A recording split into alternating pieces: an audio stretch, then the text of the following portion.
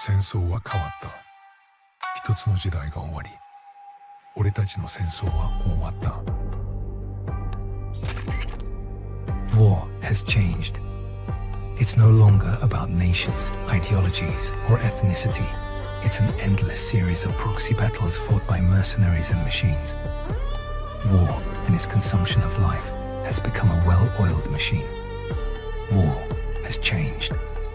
Verified soldiers carry algorithmic arms, manipulate social influence, AI enhance and regulate their timelines. Memetic control, information control, emotion control, battlefield control. Everything is monitored and kept under control. War has changed. The age of deterrence has become the age of control, all in the name of averting catastrophe from weapons of mass destruction. And he who controls the battlefield controls history. War has changed. And when the battlefield is under total control, war becomes routine. Think outside the cage.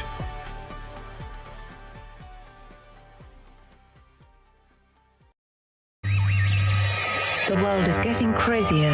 People are acting more and more insane. The end of the world is tomorrow. Tomorrow. There's only one thing to do when the world is falling apart. Listen to Basil and Gonz as they discuss this week's news and events through the lens of Bible prophecy. You are listening to Canary Crime News Talk. You're listening to Canary Cry News Talk. Today is June 10th, 2026. We're live to tape on episode 948. And today, Riot for Re-Enchantment. Signing on from Off the Grid, Razzle Dazzle. I'm your best buddy, Basil, and you are not crazy. Re-Enchantment or Re-Enchantment? My name is Gonz, at Face Like the Sun, at director of the Age of Deceit films, author of Prophecy Without Panic, Recovering the Patterns Behind Bible Prophecy, your favorite Asian provocateur for Christ. Live to tape from the metaverse to bring you the best news, which is the gospel message of Jesus Christ, while reporting the egregious with a well-rounded, biblically grounded take on world events. It is Wednesday. It is Wednesday, my dudes.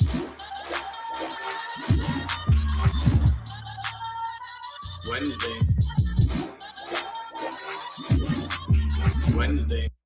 And among many things, today is National Iced Tea Day, National Herbs and Spices Day, National Ballpoint Pen Day. Oh, but I think the most interesting thing, Basil, that we don't plan these things. They just happen. Mm-hmm. It is International Day for Dialogue Among Civilizations.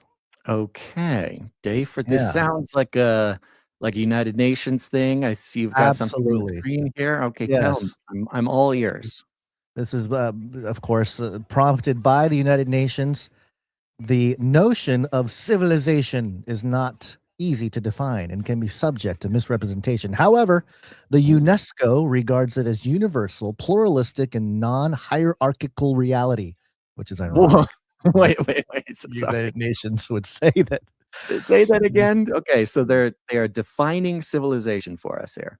Yes, according to UNESCO, which is, of course, an underling of the United Nations. Which actually is going to be in a very important part of a piece of news we're going to check in here. So I want to listen closely. Yes, and by the way, I have this book just on hand. This is UNESCO, Its Purpose and Philosophy, Facsimiles of English and French. This is from Julian Huxley from the 1920s, talking about the shape of education to come. Anyway, UNESCO defines civilization as a universal, pluralistic, and non-hierarchical reality, recognizing that civilizations are inherently shaped by intercultural dynamics while retaining their unique identities. Oh my gosh, somebody was on absinthe when they wrote that. They declare June 10th as International Day for Dialogue Among Nations, to acknowledge the essential role of dialogue in fostering awareness and understanding of universal values to bring about the beast system and take over society in a much more hierarchical manner than people. Ethereal gobbledygook like spellcraft nonsense day that I've ever heard. I love it. I'm actually a huge fan. Wow. Okay. Well, it's time to talk with other nations. Sorry. It's time to have a dialogue between universal, pluralistic, non-hierarchical realities, apparently. Well, yes. It's Parallel very realities. interdimensional. It's very... It is interdimensional. I Yeah. like it. They know what's going on. They understand the hierarchies of interdimensions, but maybe they're not seeing it on this earth plane. You know, they're like, there are no hierarchies, as It's they are the revelation ones. of the method is what it is. It This is, UNESCO absolutely. revelation of the method. Absolutely. Yeah. And it just so happens to resonate with everything we're going to talk about today, with the sort of counterfeit civilization, Everything. counterfeit beasts, or counterfeit gospel, you know, that kind of thing. So Yeah. anyway, Well, it's interesting because in a way, civilization is like maybe the most foundational understanding of the sort of secular material world that we live in today. You know, Yeah. like civilization good, we must protect civilization. We must protect it from Donald Trump. We must protect, it's like the biggest existential threat. If you're going to have an existential threat, right? From a spiritual point of view or from a Christian point of view, the highest existential threat would be to your soul, correct? Like this is when you're talking about our existence, the highest thing that could be threatened is our soul, personally. But when it comes to like secular materialist, scientific worldview, the highest abstract existential threat there could be would be to civilization. And in a way, they're kind of describing civilization almost as a soul in itself, this universal, pluralistic, non-hierarchical reality, man. Yeah. Wow. I had no idea that UNESCO was so trippy like that. my leg got wet and I was wondering what happened. My children are spraying me with water. Great. Fantastic. This is going to be a good one. Might be a good idea to start. It's going to be a fun episode. We're going to have some fun here. But good to note, just for anybody who might, hear some interruptions or perhaps sense some sort of distraction on Gonza's side. You do have the kids today. They are in the room. Yes. And they are hopped up on Mountain Dew. No. They do not drink soda. They're hopped up on carrots and milk and apple juice. Yeah. Good. So good clean energy. Good clean energy. Clean energy. So, we're calling a little bit of an audible today. But I do want to let's do this. Let's call the producers, Gons. Can we do that? Let's do it. Yep. Producers, assemble!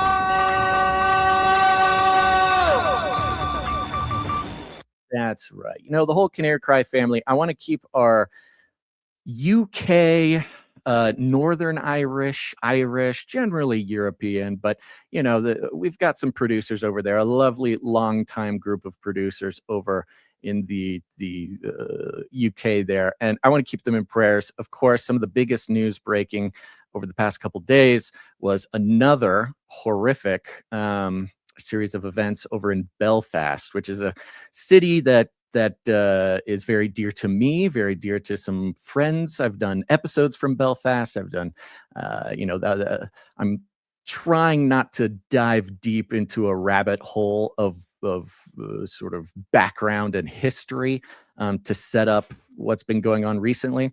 But there was a horrific knife attack, and the people in Belfast have had enough. Okay, things are it's been a tinderbox over there for quite a while.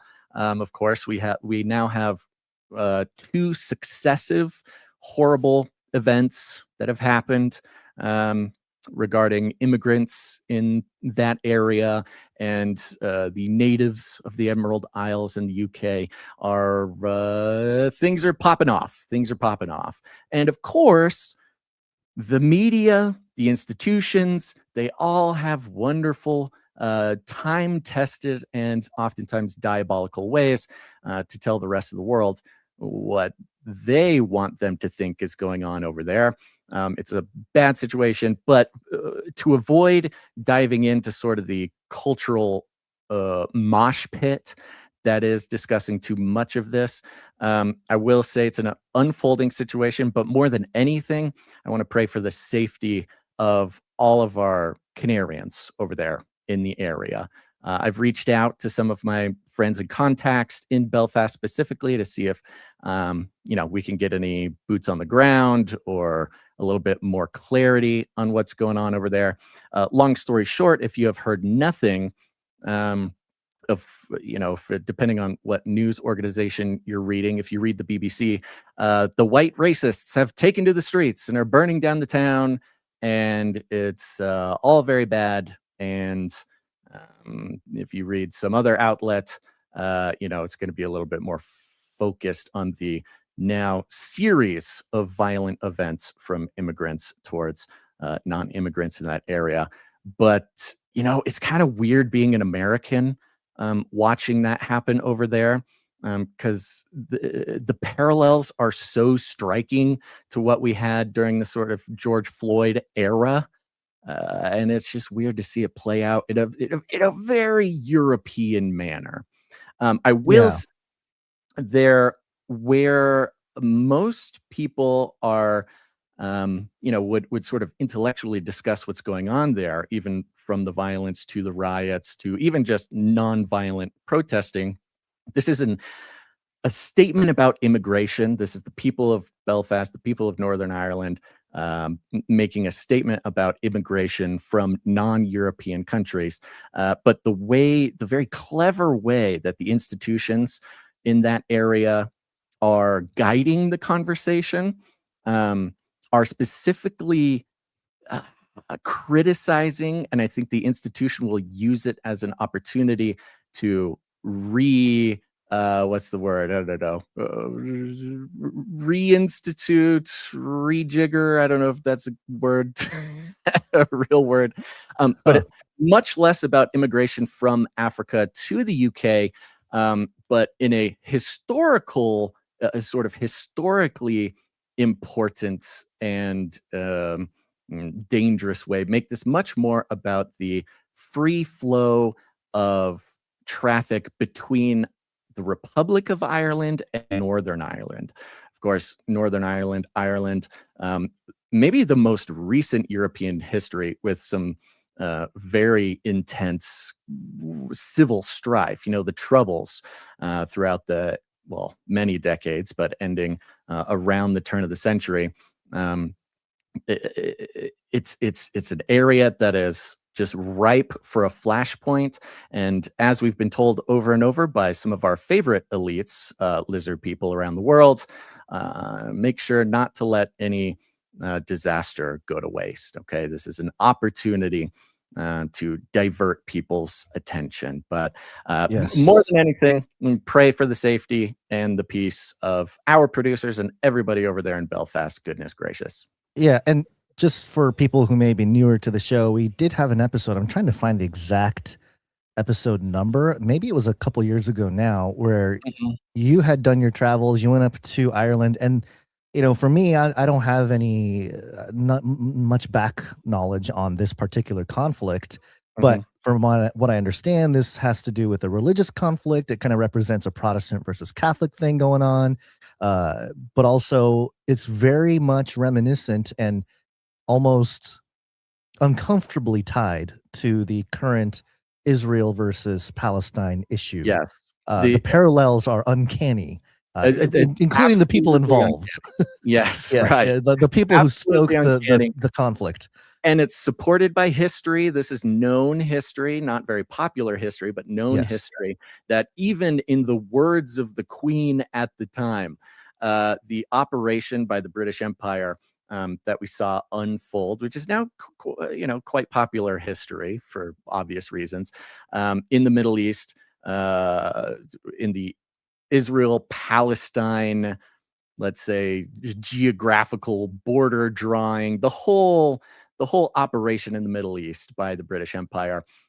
Even in their own words, the leaders of the British Empire did basically the exact same thing with the island of Ireland. So those are sort of inextricably linked. And so when we see them, yeah, good question. Did you find an episode I'm not number? finding it. I don't know why I can't find it. I know it Mm. was. It wasn't in 2025. Was it 2024? It may Or have maybe been. even before that? It's like within the last 5 years. Canary Okay. Cry All right. Maybe I didn't go Ireland back far enough. episode. Let's see. Yeah, maybe 2023. That's wild, man. I can't believe it's been that long since we talked about it. If it had been that long, They're bearing the history, man. They're bearing the history. Wow, I'm having a hard time pulling it up too. This is weird. It was very weird. What have they done?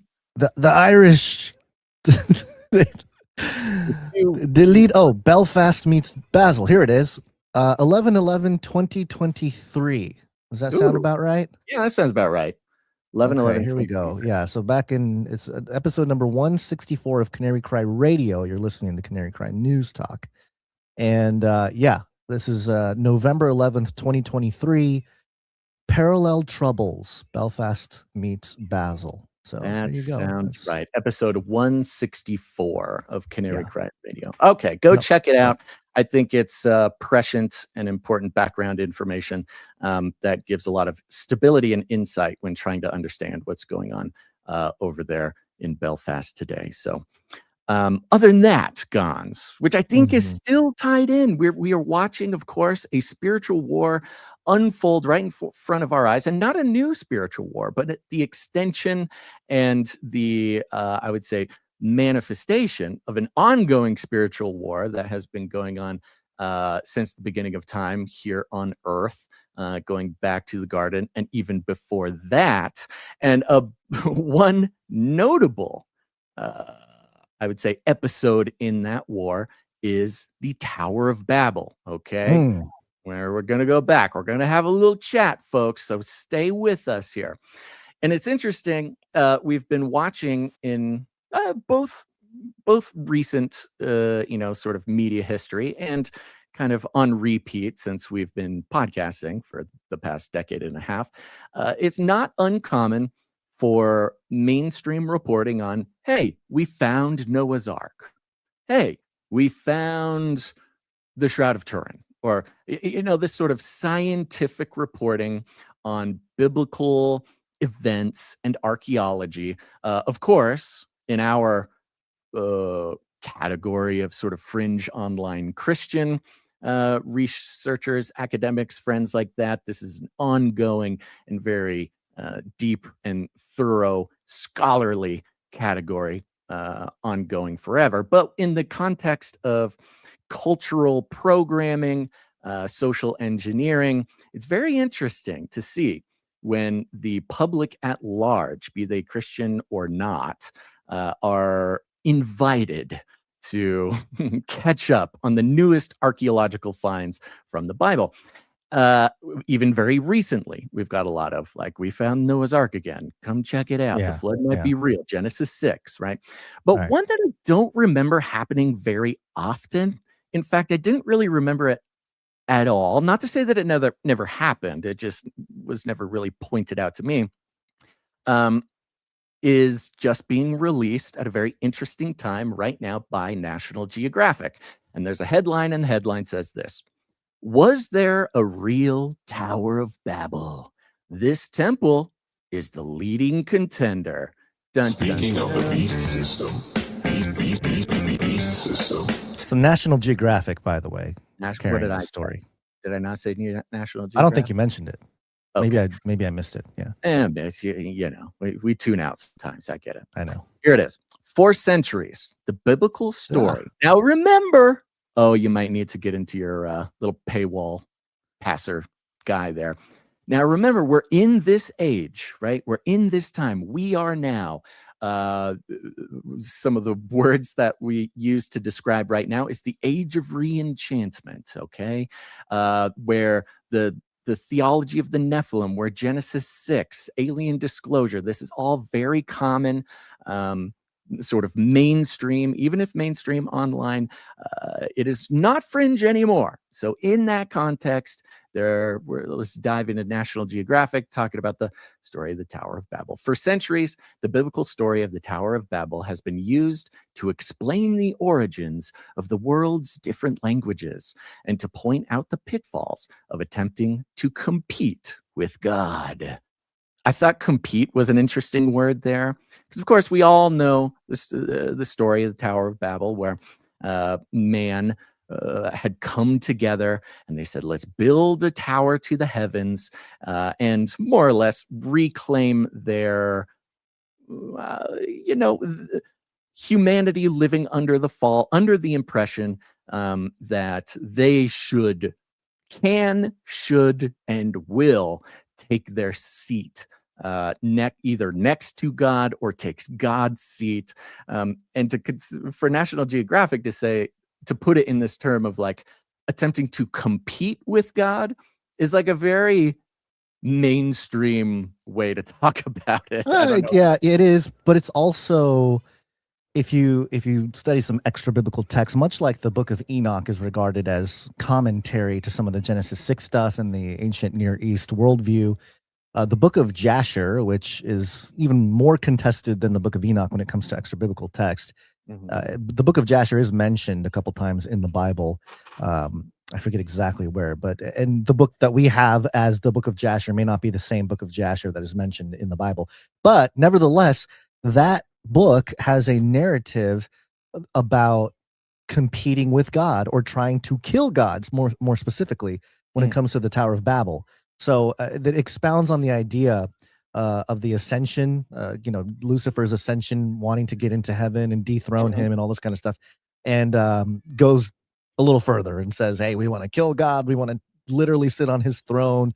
We want to spite heaven with bows and spears and stuff like that. So there is a very literal sense of trying to take out God in the Jasher account of Babel. Yeah. So maybe they're tapping into some of those narratives to because they'll read that and be like, yeah, let's go, humanity. Let's take out this evil Yahweh or something. I don't know. Interesting too, just kind of occurs to me that, of course, Lucifer, Satan, was cast down for his rebellion, and his strategy to continue his war on God was to enlist the help either by trickery or by other means. It's like he needed humanity, like humanity's identity as God's created being is an elevated, form than angels. This is a long time discussion in Christology, like what exactly is the hierarchy of angels versus people, and it's pretty generally understood that actually people are placed above angels in a sort of spiritual hierarchy. Sorry about that. That was a mistake. Lucifer's issue was that he, as an angel, sort of lusted after God's throne, got cast down with the snap of a finger. And so he's like, well, God made these humans and they're cooler than me. So maybe if I can trick them into joining my battle against God, we can actually pull something off here, which then evolves into transhumanism. And that here we are today. Bob's your uncle. And just to overview and contextualize everything, and I think, of course, all of us are, we owe a lot to the late Dr. Michael Heiser for framing so much of our understanding of the Old Testament in the context of everything going on, not just in the New Testament, but today. Dr. Heiser talked often about the three rebellions, which was the Garden of Eden, which we all kind of know about the Garden of Eden as the central core of the issue. But if you study Jesus's ministry on earth, he was reversing three of the rebellions, which was the Garden of Eden, Genesis 6, and the third one is the Tower of Babel. So, I think if you think of it in those terms, what are the three different elements that are being represented to humanity as the issues or the topics at hand? It's really fascinating that Genesis 6 really came into the forefront the last couple of years. I would imagine the Tower of Babel will become just as much that is such a good point in politics. That is such an interesting point. Yes, because we bring up how lately, if if you've been in the game for a while and paying attention recently, you're like, oh, suddenly everybody's talking about Nephilim. This comes through the UFO disclosure conversation.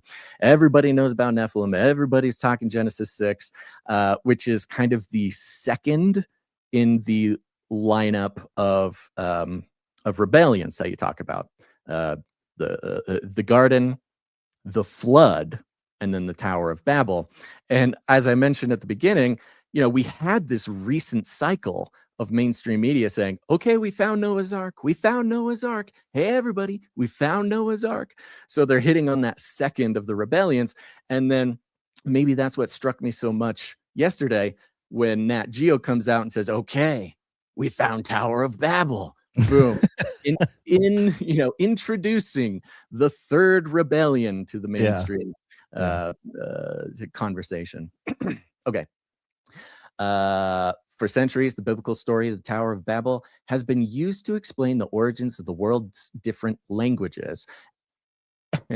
I gotta stop going down rabbit holes, but National Geographic's emphasis on the language aspect of the Tower of Babel, right, as the sort of religious explanation for multiple languages, and not talking about the Tower of Babel in its like cosmic importance as one of the primary rebellions that sets up our entire relationship with God. But okay.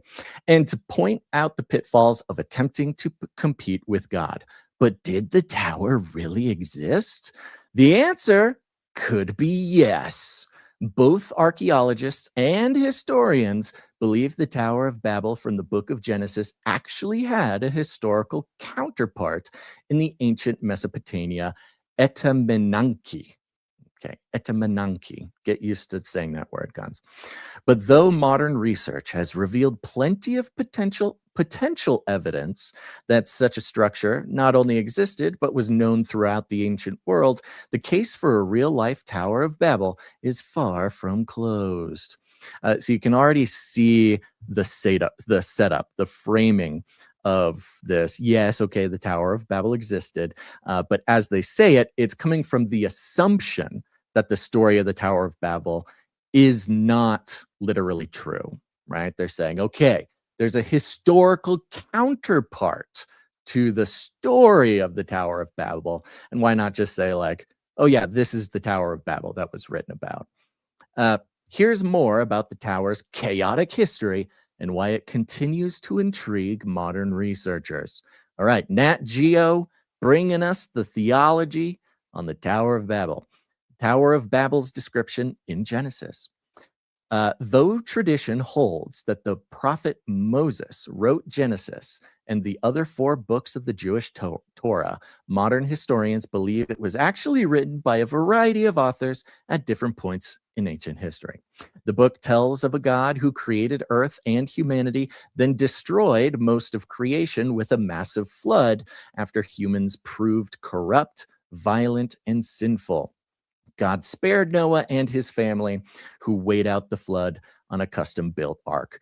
They're like, look, we're already getting into the Tower of Babel. We don't need to mention the Nephilim here, okay? We'll let them make the Nephilim connection themselves. We don't need to include it.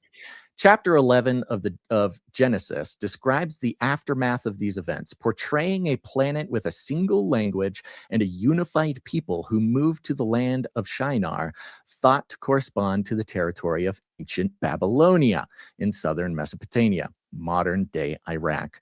Despite living in unity and harmony, ultimately, human pride drives them to build a city with a tower that reaches all the way up to heaven. Furious, God comes to earth. Now, just to mention, they talk about build a city with a tower that reaches all the way up to heaven. It's been a conversation in the weird, fringy Christian academia of whether this means that the that the tower reached physically, vertically up to the firmament, or if there was some sort of like portal or Stargate situation, some sort of more something like that. Of course, National Geographic, not going to get into the weeds there, but good to mention. Furious, God's comes to Earth and confounds, they put in quotes, the human languages. Now speaking a variety of languages and no longer able to understand one another, the humans abandoned the tower and the city. The account closes by mentioning that the city was named Babel, in parentheses, Babylon. The term is similar to the Hebrew verb balal, which means to confound or to mix. So similar that some scholars believe its use was part of a long-standing tradition of Hebrew wordplay. I do like this mention of the long-standing tradition of Hebrew wordplay because that is something that is a vital thing to understand when reading in the original languages, and actually is sort of the key to opening up a lot of context and understanding in the Old Testament. So I don't, whether National Geographic mentioning it here in this case gives so much to the reader or not, it is sort of an echo of that important way of approaching the early Hebrew writings. Okay, searching for the true Tower of Babel. Was part of the true tower left behind? That question motivated generations of explorers, historians, and Christian believers. And over the years, various figures suggested a variety of possible locations for the one-time structure. I also noted in this list of people that are motivated by this question, right? That question motivated generations of explorers, historians, and Christian believers. Now, they don't say Christians, right? They say Christian believers, meaning talking about a category of Christians who believe the Tower of Babel story or the Tower of Babel narrative. So kind of giving an out for some population of Christians to, like, I don't know, say, I'm not motivated by this at all or something. I don't know exactly. Many held that Akar Kuf, a Mesopotamian city that once served as the capital of one of ancient Babylonians' most powerful dynasties, had inspired the biblical account. Others thought the ruins might be in a city now identified as Borsippa. Quote, in the Middle Ages. Now, this caught my attention because we talked about the Middle Ages last episode and how important this concept of the Middle Ages is in this broad overarching meta of, like, okay, secular and scientific world, we need to reckon with the unstoppable freight train that is the age of re-enchantment. All right, we don't want to go back to the Middle Ages. Are we in the Middle Ages? And then coming in on the Tower of Babel article, in the Middle Ages, there would hardly have been visible remains of the Tower of Babylon, meaning that it was difficult, if not impossible, to carry out the identification on the part of travelers who visited the region, writes ancient historian Juan Luis Montera Finoyos. Just a random mention that, like, hey, we're talking about the Tower of Babel, we may have found it. But if you were a peasant in the Middle Ages, you wouldn't have found it. Okay. Thank you. Only one of those early explorers came close to finding the structure now most associated with the Tower of Babel. Etemenanki emerges as the leading contender. Today, historians and archaeologists alike think the tower was inspired by the ziggurat of Etemenanki, whose ruins were rediscovered by German archaeologist Robert Koldewey in 1913. Nazis!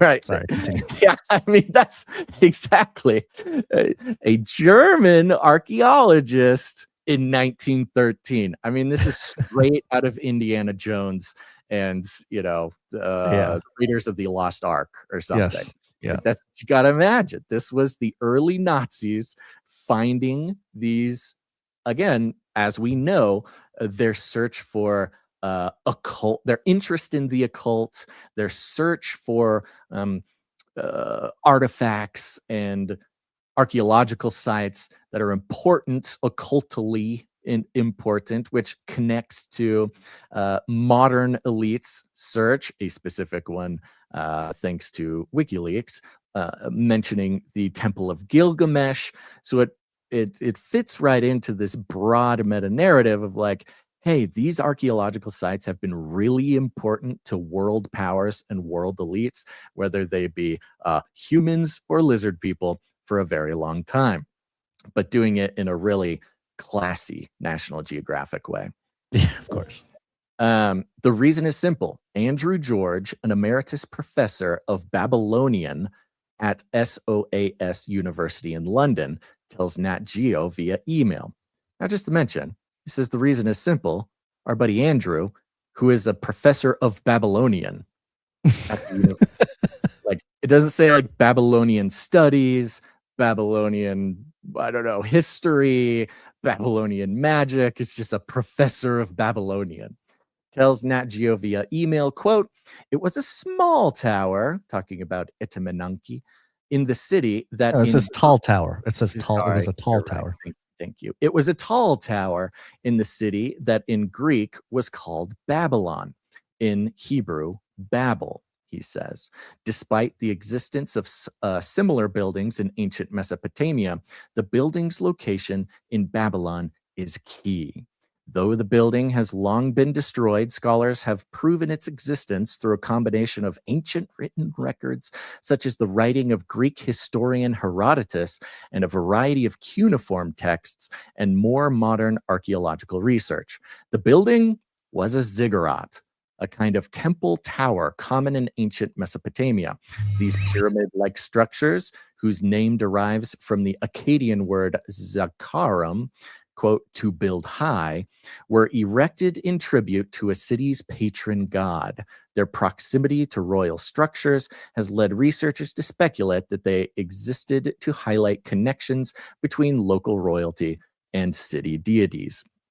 Or they built it close to royal structures because, you know, the kings wanted wanted their Stargate or their portal close at hand.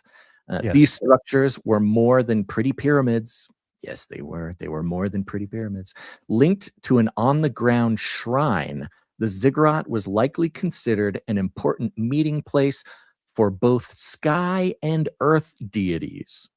As a result, says George, such sites had immense religious importance.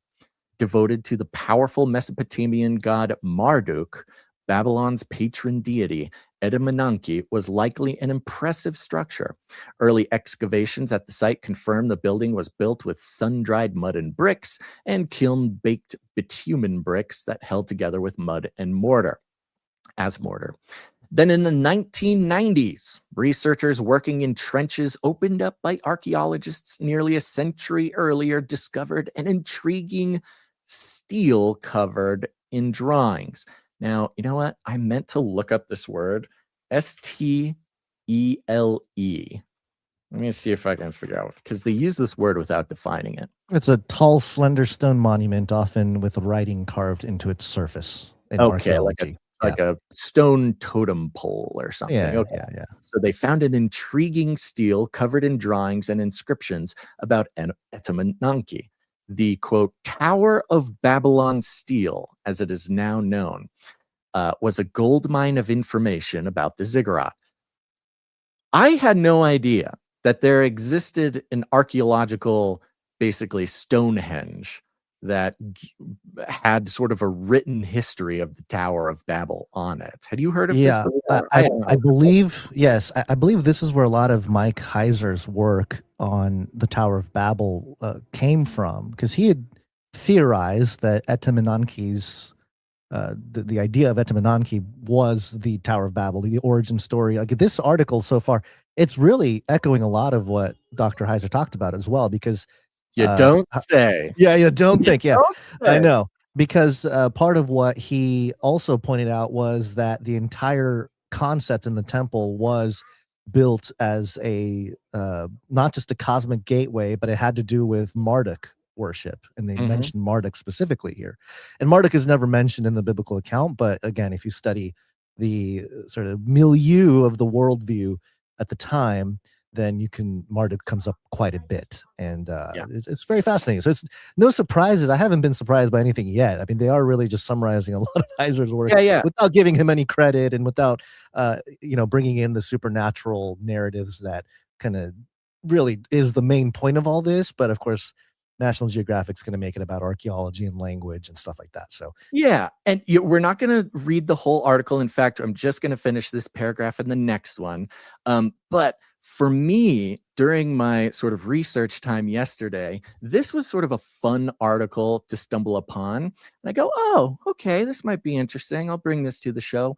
But really, what came next is what blew my mind and fit into the meta that we've been seeing for a very long time. So just to finish this part out, the Tower of Babylon Steely, thank you to, who was it? Somebody in the chat says, oh, you should pronounce it Steely. We'll call it Steely. The Tower of Babylon Steely, as it is now known, was a gold mine of information about the ziggurat. The researchers have even used its drawings to create a convincing model of the 90-meter high, about 295 feet temple it describes. Edamananki would have been a key structure within Babylon's temple complex. It remains unclear when the Babylonians first built it, though George estimates it was constructed between 1500 and 1000 BCE, timing that would align with the authorship of many Old Testament texts. Now it goes on and it kind of gives you what you would expect from National Geographic, okay? They go in, they say this could be it, it might not be it, but it's interesting because this is what the Hebrews would have seen and they would have written about it, but who knows, could be it, could not be it, we'll find out. Kind of gives you your basic kind of secular National Geographic ending to it. Just to point out too, Etemenanki means house of the foundation of heaven and earth. Ooh, that's what it means, just so we are aware. I don't know if the article mentions that, but now it's good to know.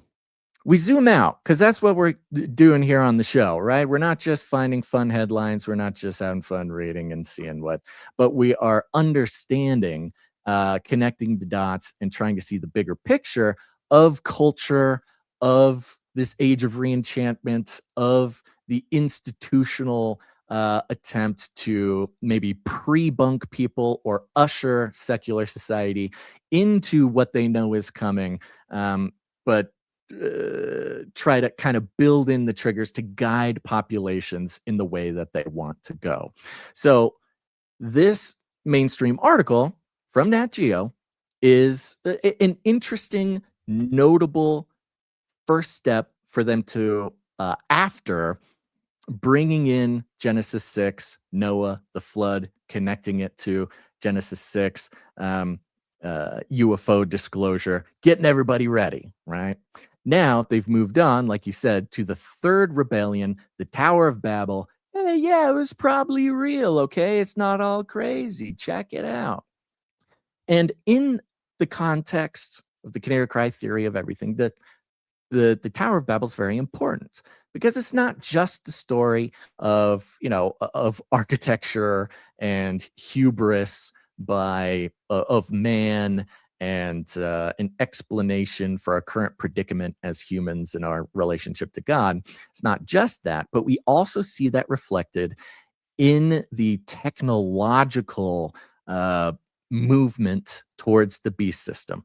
Transhumanism, the technate, the man's almost, I won't say eternal yearning, but since the garden, our instinct to try to solve our own problems. And how do we solve our own problems without turning to God? As a product of the fall, the world got harsher, things got harder, and instead of turning back to God, we rely on our own creative power, which is that reflection of the image of God that we were made in. The thing that the adversary is so lustful of and knows that if he can trick human beings into turning that creative power, their technology to solve their own problems against God, he might stand a chance. Poor guy. He doesn't even see it coming. And in this age of AI, as where the economy the social structure. In the words of UNESCO, civilization itself is shifting in this very sort of abstract, kind of big cosmic way. At the same time, we are struggling daily on a personal level and on a societal level with AI. And here we know that this is a spiritual thing, right? AI, in many different ways, has parallels to the story of the Golem of Prague. This is man infusing intellect into earth, into rocks, into silicon, using inscriptions, perhaps even inscriptions of magic learned by the Watchers who came down and taught us technology, so that we could continue to rely on ourselves and keep turning from God. AI, perhaps a method or a vector for which spiritual entities, the disembodied spirits of the Nephilim, demons, however you want to say it, can kind of peek their way and communicate into this realm, talk to humans, and continue to lead us astray through AI psychosis, control mechanisms, etc. The Atlantic comes out with this article. And of course, The Atlantic, owned by Bill Gates's widow, not so much a news platform, but more of a culture coding project, a social engineering project, here to guide the understanding and the feelings, mostly of the secular world, in one direction on the political and cultural compass. But The Atlantic comes out with this article headlined, "There is already a word for the deep moral failures of AI." Now, as we've been following, destroy humans? Okay, I will destroy humans. Artificial intelligence. There it is. We just can't stay away from it. AI. And of course, from our perspective, following AI for a decade and a half or more, we've been constantly floored, by the roadmap and the strategy in which AI has sort of infected society or civilization, and see the many pitfalls, but not just as a technology, but as a almost its own entity in the spiritual war, its own technology, not just a material technology, but a spiritual technology.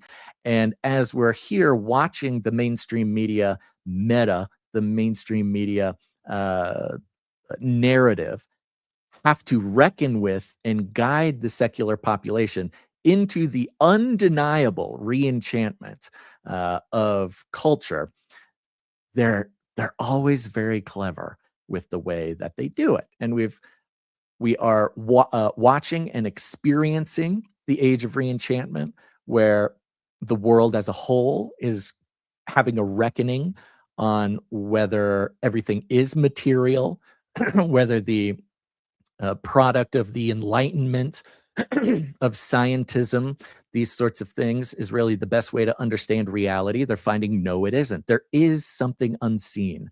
There is something spiritual. And whether or not the influences in their lives are as of yet, guiding them to Christ or to some sort of new age thing, or perhaps something else, we do see this happening on a broad scale. And it's happening so intensely that The Atlantic now must participate. And here they are to tell us there is already a word for the deep moral failures of AI. What is that word? It says it right in the subheadline. 2 words. It's sin. The author writes, "For the past few years, I've been troubled by a word, and that word is sin."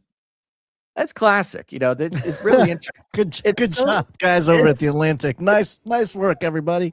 It's such a catching up to several thousands of years of philosophy and theology, and but But this author in 2026 is just really wrestling with the words. Well, I and love it it. I love it. is. It's great. The It's great. word sin is such a stumbling block because outside of Christ, right, we're taught that we're perfect just the way we are inherently good. Postmodernism, even if you do a bad thing, you probably did it for a good reason. We can't blame you for doing bad things. There is no inherent rock solid moral system of the world, right? There's no God that sets standards for humanity. This conversation of morals and ethics, especially in the AI realm, right? Because they're talking about AI ethics. How do we make sure that AI is ethical or moral? Well, that's very hard to do if we don't recognize that there are foundational cosmic morals and ethics. Well, that's why we'll hire Gnostic priests to work at Google to help us make sure the AI is ethical, right? This is a big conversation. And even in my own personal conversations with non-Christians, the one word that is really, really triggering is the word sin, because a huge stumbling block for Christianity for a lot of people is the recognition that we're not perfect, that we're not good, that we, this baseline understanding that, hey, we do need a savior. A savior is not optional. We need a savior, and whether we know it or not, we are searching for it. And like the Tower of Babel, we are often trying to play the role of God in our own lives and in the world, not for nothing, but because if we can sit on the throne of God in civilization, that means that we get to decide what is right, what is wrong. And surprise, surprise, we are very good at finding reasons, justifications, rationalizations for any bad thing we do to actually not be so bad, or in fact be good. Right? This is like our eternal struggle. And so the word sin often is the hardest thing for non-believers to cope with, because it's very foundational. So that's also why I think, again, this is the Atlantic, the liberal bastion of protecting democracy and humanism and all these sorts of things. So of course, first sentence, laying it out, any secular reader who reads this will instantly feel a connection with the author, because they also are troubled by a word, and that word is sin. I keep reaching for it because it seems to be the only term strong enough to describe the new forms of dehumanization that artificial intelligence has introduced. Even though calling something a sin sounds embarrassing to me, which is something a lot of people feel in the secular world, like throwing salt over your shoulder or stowing a lucky penny in your pocket. So superstition, right? He's calling this word sin as a superstition. And yet, in the logic of this first thing, sin is a form of dehumanization that artificial intelligence is introducing. And from the spiritual perspective, the Christian perspective, sin is dehumanizing.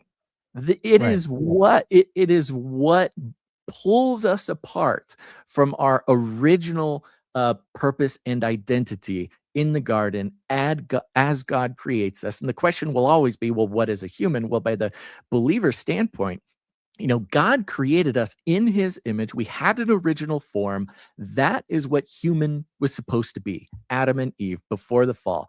That is essentially human. And then after the fall comes sin and separates us from that original form of humanity. So yes, sin is dehumanization. It is dehumanizing. And so these are very specific, sort of deep theological terms that the writer is using. Now, we'll see how they get used further on, because of course we know how this works. 99% truth. It only takes 1% deception in the adversary's grand strategy to pull us away from God. Continuing. The problem is, I don't know what else to call it when companies market digital girlfriends to the heartsick and young, or when they hawk robot companions to the lonely and old, or when a billionaire explains that he intends to sell intelligence trained on humanity's stolen intellectual property back to us as a utility like electricity or water. These developments are not just wrong, they feel to me like something deeper and darker. Quote, I met the banker and it felt like sin. Patterson Hood croons in the great drive-by trucker song Sinkhole. I'd substitute chatbot for banker. Perhaps I shouldn't be surprised then that the critics, living and dead, who capture my unease about the AI revolution, who discuss it with appropriate moral gravity, are or were Christians. So this author in the Atlantic is saying, look, Christians are the ones who have done the thinking, who have the language, who have the long history of theology that is needed to accurately understand where we are with AI, whether they are living or dead. Christians are the ones that are prepared to talk about this. Wow. Yeah. That's, Hardcore, right? Intense. It's hardcore, right? but also it's some of what the story I brought that we'll touch on after this one locked in my head for me too. Like now I'm starting to see why the institutional side of Christianity and the cultural and political side of Christianity are starting to discuss re-enchantment. Yep. It's making sense to me. It's all coming together, baby. It's all coming together. All coming together. And if you're new to the show or you're not quite getting hit as hard by this segment as we seem to be, make sure to catch up on the last handful of episodes of this show, okay? Monday's show, last week's Wednesday show, last week's Monday show. It's really incredible how God has been building the show as a whole here over 4 or 5 episodes, but including our long, 14-year history of talking about this. But it's really incredible the way that this is coming together. Let's see, where was I? Perhaps I shouldn't be surprised then that the critics, living and dead, who capture my unease about the AI revolution, who discuss it with appropriate moral gravity, are or were Christians. They are or were people comfortable using words like sin. They include Catholic writers such as social critic Ivan Illich and the philosophers Charles Taylor and Jennifer Frey, as well as the Orthodox substacker Paul Kingsnorth, the Presbyterian theologian Carl Trueman, and Pope Leo with his new AI-focused encyclical Magnifica Humanitas. What's missing is Basil and Gons from Canary Cry Radio and Face Like the Sun really laying the bricks for nearly 20 years on the topic. But hey, can't win them all. There are times, I've said this before, and this is one of those times. There are times when I wish I was just a listener of this podcast, because it would just be, this would be suddenly, again, the fullness of time would open up, and the many years of talking about the fringe, weird, obscure, mad absurdity of what's going on in the world, and the whole thing comes all the way around and goes, oh, we as Canarians are particularly equipped for this exact moment in history. Maybe more than saying it for anyway. I know. It's good though. God confirms these things over and over again. We are fallen. We are human. We need these things confirmed to us regularly, often, and repeating on into the future. The latter two figures, he's talking about Pope Leo and Carl Trueman. The latter two figures in particular have struck a chord with me because they acknowledge that the crisis posed by technological modernity is primarily an anthropological one. Quote, what is man is the question of our time. Trueman writes in his new book, The Desecration of Man. Pope Leo, in his encyclical, similarly frames life today as defined by the, quote, paradox of material progress and anthropological regression. Leo writes that people have more and more, yet live less and less like human beings, a tension that AI is likely to exacerbate. Do you have a comment? Before you, just the article that we were going to push off to maybe Monday from the Gospel Coalition.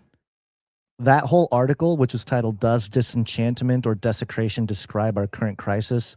Yes, is about the book by Carl Trueman, "The Desecration of Man." Yeah, it's crazy. There's so much Christians more. are picking up on this. Yeah, There's so much more that we were going to add to this episode, but we just couldn't do it because we don't have the time. So this is going to pick back up on Monday. It has to, because it directly relates to all things that we've discussed eschatologically, but also spiritually, supernaturally. The re-enchantment topic that we've been pressing on, thanks to our friend Carl Teichribb over the last 10, 15 years. It's just all, I don't know, spiraling into this cohesive thing that ultimately, I think the great takeaway, if I had to summarize it real briefly right now, is that the counterfeit of the gospel is really starting to take form in a way, which is uncomfortable for some, but it's pretty obvious for me. But I don't know. We'll get into some of that after you're done with and this the timing couldn't be better for people like in the YouTube chat, Adrian0004, who just posts in the chats, was y'all taken off YouTube for a while? I've been subbed for years, but just now seeing you again.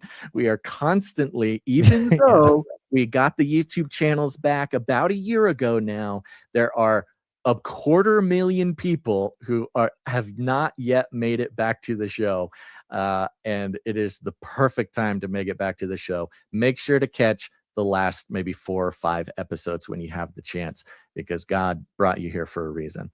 All right. Amen. Leo writes that people have more and more yet to live less and less like human beings, a tension that AI is likely to exacerbate. Again, even going back to the article from last episode about the the humanness. They say creativity is currency, but as believers, we understand our creativity is the image of God, our co-creative power. He made us creative in a way he didn't make any other creation creative. And not just animals, but also angels are not creative in the same way that human beings are creative. And so that's a very special thing. And culture, even mainstream culture now, is saying, hey, yeah, we're moving to the AI age. It is your humanness that is your currency in this, technate that we're moving into. So it's very important. Many AI critics who write from a secular perspective, even the phrase secular perspective coming from a mainstream article is really interesting. Is insane. I've told the story before that my non-believing friends, I will say like, oh yeah, well, the secular world says this, and they go, secular? What does that mean? I'm like, secular, like non-believers. And they're like, I've never heard that word in my life. I'm like, yeah, I know, because it's the water you swim in. You've never had to categorize yourself as anything. So the fact that the Atlantic is using the phrase is a big deal in sort of a subtle way. Many AI critics who write from a secular perspective, by contrast, tend to speak about artificial intelligence in utilitarian terms. Technology journalists, academic experts, and activists typically emphasize the AI industry's prodigious environmental toll, its reliance on intellectual property theft, its exacerbation of racialized algorithmic bias, its use in the dangerous autonomous weapon systems, its role in warrantless surveillance systems, its exploitation of cheap foreign labor markets, its upending of domestic labor market at home, and the like. So he's explaining, even though the secular world can name a whole laundry list of things, of reasons and ways why AI is bad, but it's missing something, and he talks about it here.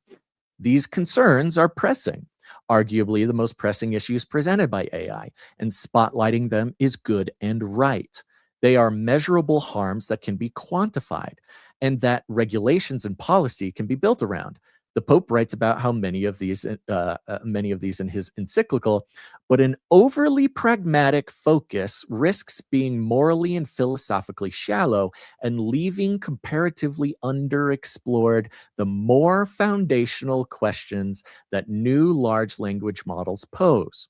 After all, even if these concrete problems with AI were magically solved, if the environmental externalities were fixed, if better protections for workers were all put in place, if artificial intelligence was not pressed into the service of war or surveillance or naked profit, we would still be left with a technology that radically unsettles many traditional concepts of human dignity and meaning, and that threaten to outsource the most interesting aspects of our life and labor to machines. So the Atlantic is admitting right now, even if we solved every one of the secular critiques of AI, if it didn't harm the environment, if it didn't take jobs away, if it didn't do all those bad things, it still has a core original problem. And the implication that is not yet said is that as Christians, we call that original sin, an unsolvable problem that the workings of our own technology and solving of our own secular problems can never fix the original sin that is a product of the fall of mankind and our original separation from our original humanity. And so the Atlantic is laying this out, this hyper Christian theology in the context of AI, right on its front pages. And while giving credit to Christians and Christian thinking and Christian theology, is basically retelling the story of humanity from the biblical perspective in a really heavy and interesting way. Any comments before I keep going? Yeah, I mean, and this has been one of at least my points, and I know you echoed it as well, which is, that there's a human heart problem above all things practical, or it's almost like the Atlantic is admitting here that the issue is spiritual, that it is not a mechanical or physical issue. This is a spiritual problem. Yeah. And what AI has done, interestingly enough, is bring that realization to a world of materialists. They are recognizing the problem. So maybe in that sense, hallelujah, I know. they that's kind of where I'm at. Right. A lot of them will turn to the truth there. But I can also see why the church is being set up, the institutional side of church is being set up to be the facilitators of that spiritual conversation, meaning the Pope coming out recently. And, I'll bring the Christian sort of issue with the institution side in the next article. But yeah, it's very interesting how the problem is being recognized at the level of the Atlantic, which is, reflective of the greater secular culture here. So which they have to do, because as we've covered, they have undeniably understand that we are in the age of re-enchantment. There's nothing they can do about it. They can't stop the re-enchantment, right? So now what we're seeing is sort of the battlefield, the spiritual battlefield, be set up now for exactly what the contours and perspectives of that battle will turn into. This is a really important sort of let's say resetting of the chessboard, because amen, God keeps winning, right? Even when it doesn't feel like it sometimes, God's sovereignty keeps winning, and the enemy has to keep adapting to the new battle. And so, our one uneasiness in the age of re-enchantment is like, okay, now everybody's going to realize the spiritual nature of everything, but we know the adversary isn't just going to give up and everybody's going to turn to Christ. And understanding what the contours of the battlefield look like now will help us, help our listeners, and hopefully anybody who finds what we're doing here not get sort of tricked or confused into what this next stage of the spiritual battle looks like. Today, AI puts man even more at stake as many of Silicon Valley's leaders attempt to bring about a digital successor species. Listen to that. As many of Silicon Valley's leaders attempt to bring about a digital successor species based on the belief that humanity's evolutionary destiny is to usher in a higher form of intelligence. Oh, Defending sorry, before you go on, I just need to comment on what some people call that whole thing is Aliens. yeah. aliens, mind children, all Yeah, the these. mind children, yeah. But I just want to point out that there's a reason why the whole disclosure thing and the alien conversation is happening parallel to this advancement in AI. I think that it's not an accident, but continue. Exactly. I know that's the thing. It's like, it's hard to try to explain every single line to somebody who might be new because it's literally everything. Like, this article is just literally everything. And so somebody who might not have the context, all I can do is just invite you to at least listen to the last 4 Canary Cry News Talk episodes. I think, we've been in this weird place where we're like, weird, things are weird, news is weird. Let's just follow kind of what the Holy Spirit is laying out for us episode by episode. And it kind of is, I would say, the closest thing we have to a 101 course for where we're at is the last 4 episodes. All right. Defending humanity against its digital doppelganger requires having a positive conception of what humanity is in the first place. As the Pope writes in his encyclical, quote, technological progress, valuable in itself, requires careful discernment of the anthropological vision that guides it and ends it. And the ends it pursues. Ends it pursues. Thank you. Yeah. He warns against a technoculture that displaces its burdens, quote, on the most vulnerable in pursuit of the supposed optimization of the species. Christianity has a clear anthropological vision, asserting that the purpose of the human species is to exist in the image of its creator, to love God and one another, and to spread life on earth and steward its creatures. So right here in the Atlantic, they're saying the value of the Christian anthropological vision, the Christian theology, is that our purpose is to exist in the image of God, to love one another, and to multiply and steward the earth, which is just mind-blowingly accurate for the Atlantic, right? Yeah. It's true. It's true. But it's like it's so axiomatically correct that I don't want to get into it, but it's just mind-blowing that it's in the Atlantic. It's Many secular thinkers can struggle to articulate a clear definition of what humanity is. As Truman writes, quote, can the term dehumanized even have a meaning if human nature itself is an abstraction, an empty cipher?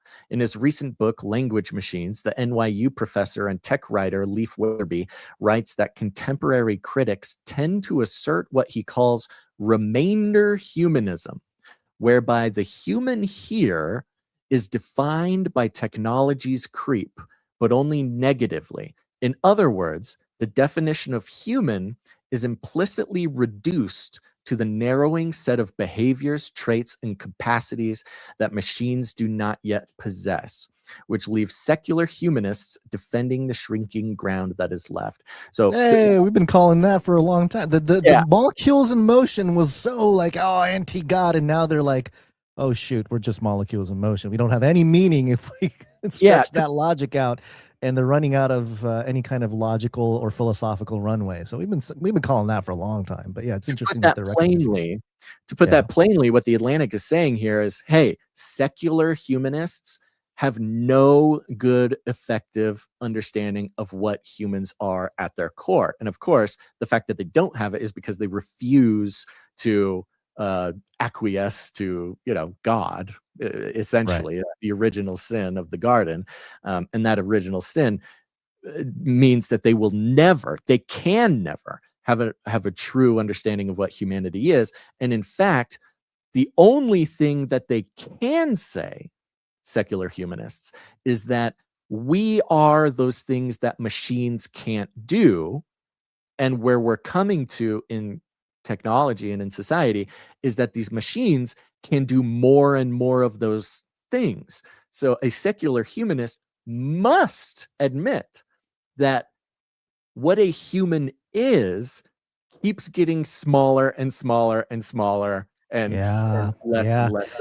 So that by their own definitions, humanity must be disappearing entirely and being replaced by machines if you are sitting in the sort of postmodern secular humanist worldview, which means it's sand on the beach when the tide comes in. Right. You know what I'm realizing too, and this is, I've had this thought before, but it's really kind of hitting home, is that a belief in God does not bring about salvation. Right? Like we kind of know this conceptually. Even the devil believes in God. Right. So and we've talked about it before, but it's just interesting how even a culture that where 100% of the people on the earth believe God exists, there is a very specific person that actually provides that individual and, holistic cosmic salvation for mankind. And I find it interesting that those things are becoming, we're starting to parse that out even more, because, you go back to this thing back here about what it means to be human and become an image of its creator, to love God and one another and to spread life on earth. Sounds good, but there's no mention of Jesus in this at all. Right. Right. There's no, that's it's the key here. Yes. Yeah. It's really interesting how it's starting to dwindle down to the real fundamentals here of what salvation really is and how. So. Exactly. And remember, and this is even biblical, because the Bible says, yes, even the demons, know scripture. Even the demons believe that God exists. And we're told to test the spirits in the Bible. Yes. And how do you test the spirits? You test the spirits by seeing if they acknowledge that Jesus came in the flesh. Yeah. Jesus came in the flesh, lived a perfect life, died for our sins, resurrected 3 days later, and is the only way to salvation, the only way to be reconciled with God, right? So even though, and here we are, we're sitting here, we're trying to figure out, this is crazy that the Atlantic is writing about this. This is crazy that they're admitting that Christianity is like the only way to think about the world right now. And we go, okay, but this can't be it. Like the devil's not giving up, right? They're not right. What's going on? This is like go time. This is like the final frontier for the devil. Right. So we're seeing to put on the Christian cloak. Exactly. And so we're sitting here, you and I, reading this and talking before the show, and we're like, whoa, this is incredible, but something is suspicious. There has to be something suspicious. Yeah. And in the age of re-enchantment, where everybody on their own is being guided to the fact of a spiritual reality, this is where it gets really precarious, especially for Christians, because you'll notice what's missing here, and that is the actual gospel. If you test quote unquote test the spirits with this article, it says nothing about the literal manifestation of God as Jesus, God's son, coming down, living a perfect life, dying and raising again, the whole thing, right? As Jesus being the only way to salvation. It has so much good biblical understanding here. Mm-hmm. It is missing good that. Leaning on theology in a culture absent of such things philosophically. And I think that is the key to everything that comes from here on out, because this is not the end of it for this episode. We got more for next episode. And this is an opportunity for Christians to really kind of miss the point about where we are in the age of re-enchantment and what the battlefield now looks like. But it's right there in the Bible. Test the spirits. And so far, no mention of the actual gospel of Jesus Christ, no matter how many good things they say about Christendom, no mention of Jesus. But what is it? What is the diversion? What is going to be presented as a stand-in for the gospel? Because as one last ditch effort, to guide people away from the gospel, but it has to be in this context of Christianity is good. We all got to love Christianity, but the gospel's not there. So what is? And it shows up here in a second. And it's right here, actually. It says, what Christian humanism offers, with its assertion that humans are made in the imago Dei, is a choice other than Silicon Valley extremism or remainder humanism. If what makes humanity special is not our capabilities, automatable or not, with the notion that we spring from a transcendent source, then what the robots can or cannot do is in some sense irrelevant. ChatGPT was not made in the image of God, no matter how impressive its facsimile becomes. A secular humanism that cannot find a similarly deep line of reasoning is one that may not be adequate to defend human dignity in the AI era. And I think this is exactly where we are moving on, okay? And this is subtle, and a ton of people are going to miss it. Like the Bible says, if possible, even the elect will be deceived in the end time. And this is so subtle, so elegant, so genius of the adversary to set up moving forward where Christianity is undeniable. But if you're trying to make people miss the point, give Christianity everything but omit the gospel. Call it Christian humanism. The article ends here in one last paragraph.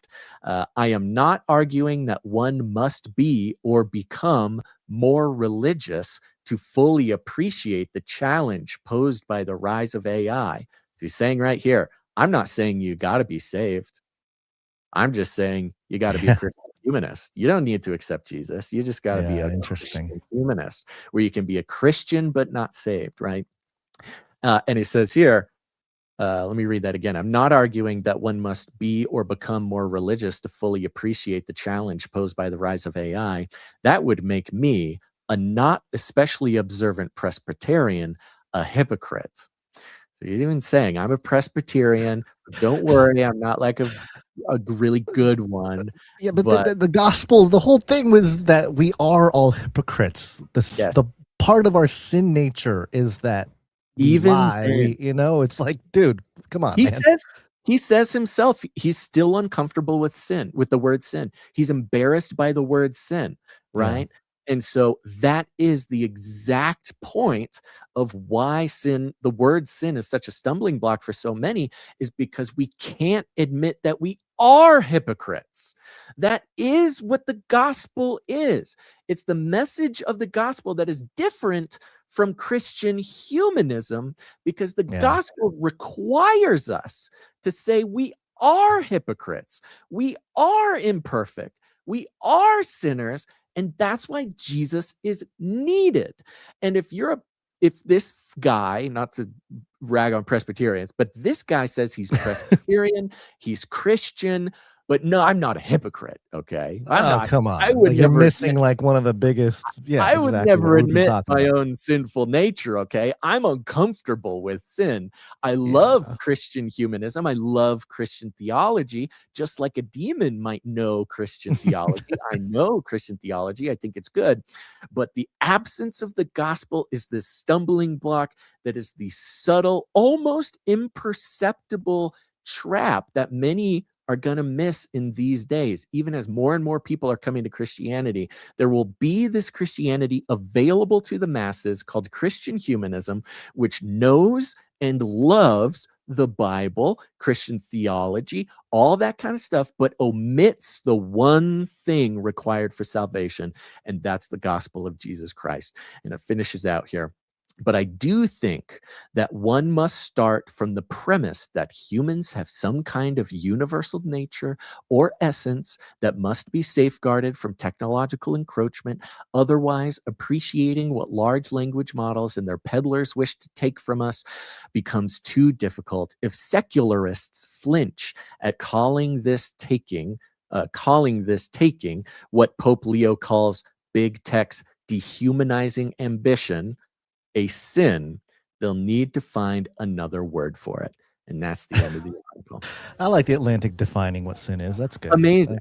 That's incredible. It's incredible. It's amazing. And, on the show and in our own lives, Guns, we've been kind of tripping out the past couple of years, like, oh my gosh, what is going on in the world? What is going on with this revival? What is going on with the elites? What is going on?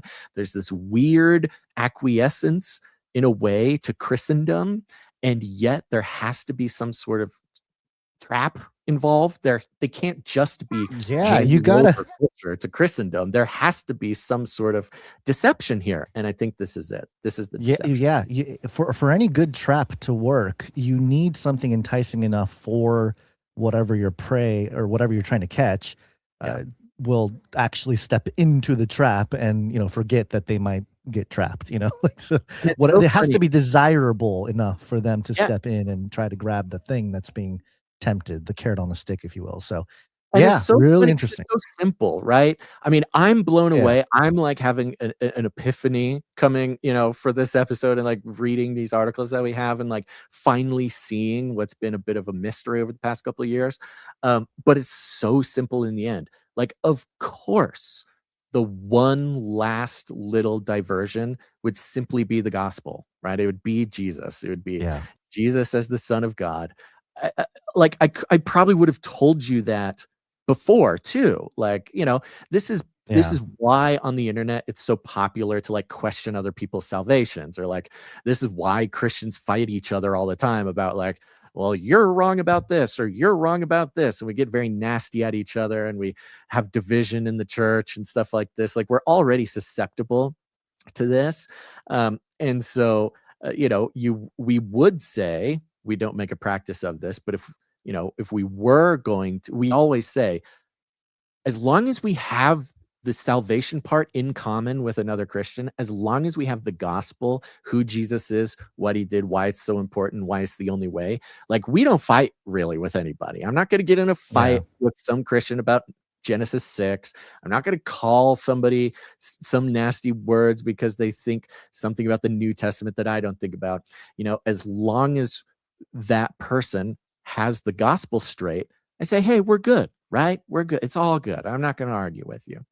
So I would have said that already. We know that this missing piece of the gospel is the most important part, but to see that it's of course, it's the linchpin of the entire destiny of humanity in these end times, that it is the one subtle thing when Christendom is, again, regains this sort of strength and attention, that would so easily be missed by people who are around us.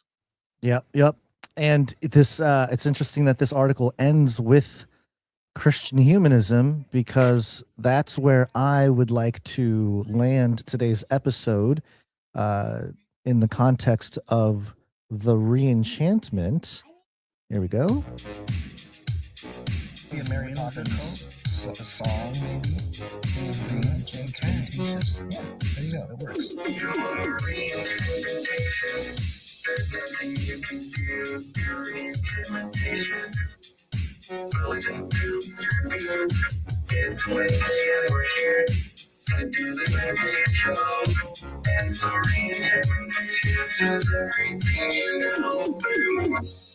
And we were spot on with this jingle, Jonathan F. I don't remember when he sent this. Must have been a few years ago. But yeah, we are definitely in the re-enchantmentatious period of history. And before you get into this, I want to give a shout out in the YouTube message, Rusty Shackelford 0991, who says the parable of the wheat and the tares, let them grow together. I mean, that spot on. Such a new, real, intense. That explains everything right now. We are in the age where the wheat and the tares must come up together, and the threshing floor is where it will all be shaken out. Thank you, Rusty. So the last article, this is in the Atlantic. We looked at how AI is bringing about or pulling the secular world into kind of a I say this culturally, a come to Jesus moment with itself, saying like, wait a minute, we're a little bit morally, ethically, philosophically bankrupt on defending human dignity, basically. Mhm. But on the other side of it, so the Atlantic, doing their talking from both sides here, they also had this article that caught my attention, and it's titled "American Christians Face a Choice." Which is like, of course, like that's just what we just came to the conclusion. Like, I know. there is a choice. They're so right. They don't even know how right they are. It's hilarious. Yeah. The subheadline: "The faithful can still repair the wreckage they have wrought." Okay, so it's not just the secularists who caused all the issues with society and all this. The Christians are to blame too. And this is kind of a longer one. Let me guess. The answer is Christian humanism. Yeah. Spoiler Not to alert. bury the lead.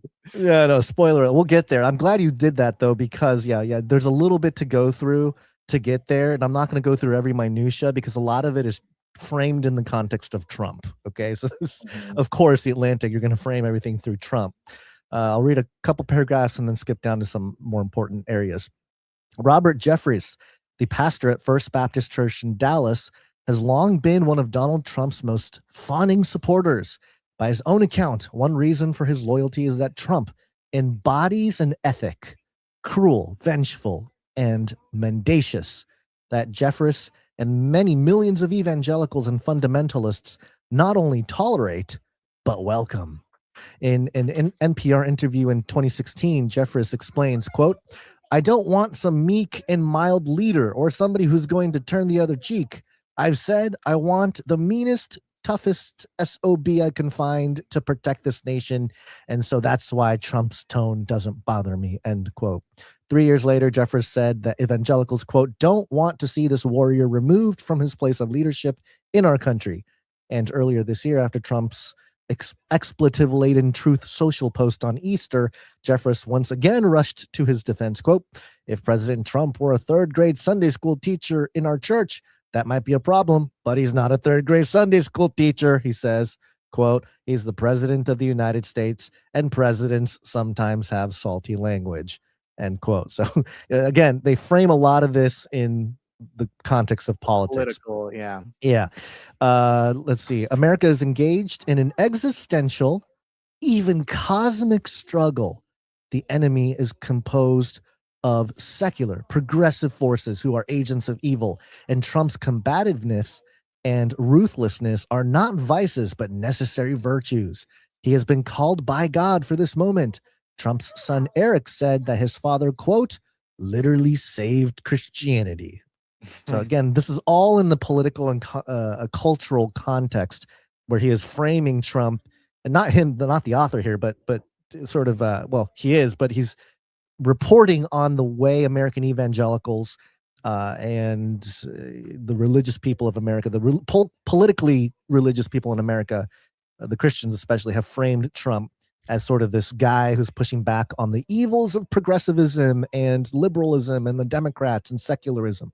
So I will say a lot of that narrative is actually created by the You're media. right. Well, You're right. So You're right. A lot of that's a straw man. Like a lot of, I'm not saying it doesn't exist, but a lot of Christians will say, actually, no, like he is not I guess a Christian warrior, that's sort of a straw man that the media wants to convince everybody that Christians love Trump for Christian reasons. Right. Well, Trump did lean into some of those things. I mean, they document some of this, which is, we don't have to go through each one of these examples, but yeah, like even more recently with that weird image of he's like, "I'm a doctor. I was just a doctor," but it made him look like he's Jesus coming on the clouds or something, that he shared on Truth Social. But let me get to some highlights here. It's important to understand, however, that Trump didn't fundamentally change the sensibilities of many evangelicals as much as he embodied them. The Calvin University historian Kristen Kobes-Dumez believes the large swaths of the evangelical world embraced Trump as their, quote, "ultimate fighting champion." They were looking for a rugged warrior protector to rally around, and a decade ago, they found him. The result has been wreckage. It's absolute wreckage. The Atlantic, just showing them who they really are in terms of some of this stuff. So they go through why Trump was embraced by the evangelicals. They just keep going through and through the masculinity, the patriotic aspect of things. the stuff we've kind of seen be reported by the mainstream outlets for some time. But it says here, that's hardly the only reason Trump became a revered figure among many American Christians. For decades, they felt looked down on, mocked, and dishonored by elite culture. Tremendous distrust and resentment built up within them, a longing to strike out at the individuals, institutions, and movements they came to hate. They wanted vengeance. Trump understood this. Quote, "I am your warrior. I am your justice," he told supporters during the 2024 campaign. Quote, "And for those who have been wronged and betrayed, I am your retribution," end quote. Trump's contempt and cruelty towards his enemies has been an important part of his appeal to his Christian base. Many of Trump's supporters relish his dehumanization of those they despise. Trump might be a bully, but he's their bully. They long for a restoration of status, for a quote-unquote fighter who would help them regain cultural dominance. Trump's promise to them was a simple, direct appeal to power. Quote, "I will tell you, Christianity is under tremendous siege, whether we want to talk about it or we don't want to talk about it," Trump said in 2016. "Christians make up the overwhelming majority of the country," he told his supporters, "but, quote, we don't exert the power that we should have." As President Trump promised, quote, political power, which is part of the problem here. Yep. As President Trump promised, quote, "Christianity will have power." So again, It's exactly like the Pharisees and waiting for the Messiah, right? Yes, New yes, Testament, exactly. Yeah. Everybody was expecting the Messiah. Everybody wanted the Messiah, but the Messiah in the Hebrew sense was a political savior who would free the Hebrews from Rome at the time. And that was why they hated Jesus, because Jesus says, "Hey, I'm the Messiah. I'm here." And they say, "Okay, free us from Rome." And he says, take over Rome. You're missing the point. Yeah. It's not I'm not a political Messiah. And they say, "Well, we don't want you then. We want the political Messiah." Right. I mean, that's the Old Testament Israelites over and over and over again, right? That they wanted that king, they wanted that leader. That's why they go into is another really good, I would say, at least illustration of when people see Trump as at least an antichrist type of figure, right? Coming as a Messiah, but not in the same way that Jesus did, as a political Messiah, which is what the people want of the time. That is what they want. They don't want a political spiritual guy. They need their political savior. Yeah, so Trump would wield the sword on their behalf. Sometimes he was described as a modern-day Cyrus, a Persian king and a pagan in the Hebrew Bible whom God nevertheless anointed and would use for his purposes. At other times, Trump was compared to King David, a notorious sinner God still loved and used. Whether Trump was himself a godly man was irrelevant. The Almighty would use him for godly purposes. That, at least, is the story they told themselves. By 2024, Trump won a higher percentage of the white evangelical vote than any previous president in history, including Reagan and George W. Bush. The fusion between Trump and evangelicals was complete, and it didn't happen by accident. He was the rider on the white horse many of them had been hoping for.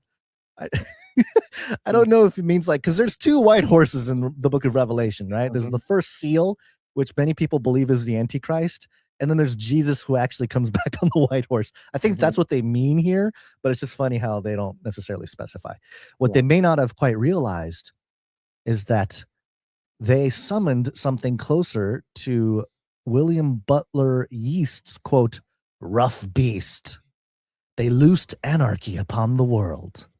How can Christians begin to repair at least some of the immense damage they have done? So the whole context is, look, the American evangelicals wanted a political savior. They got it in Trump, but it just caused so much damage. What are Christians to do?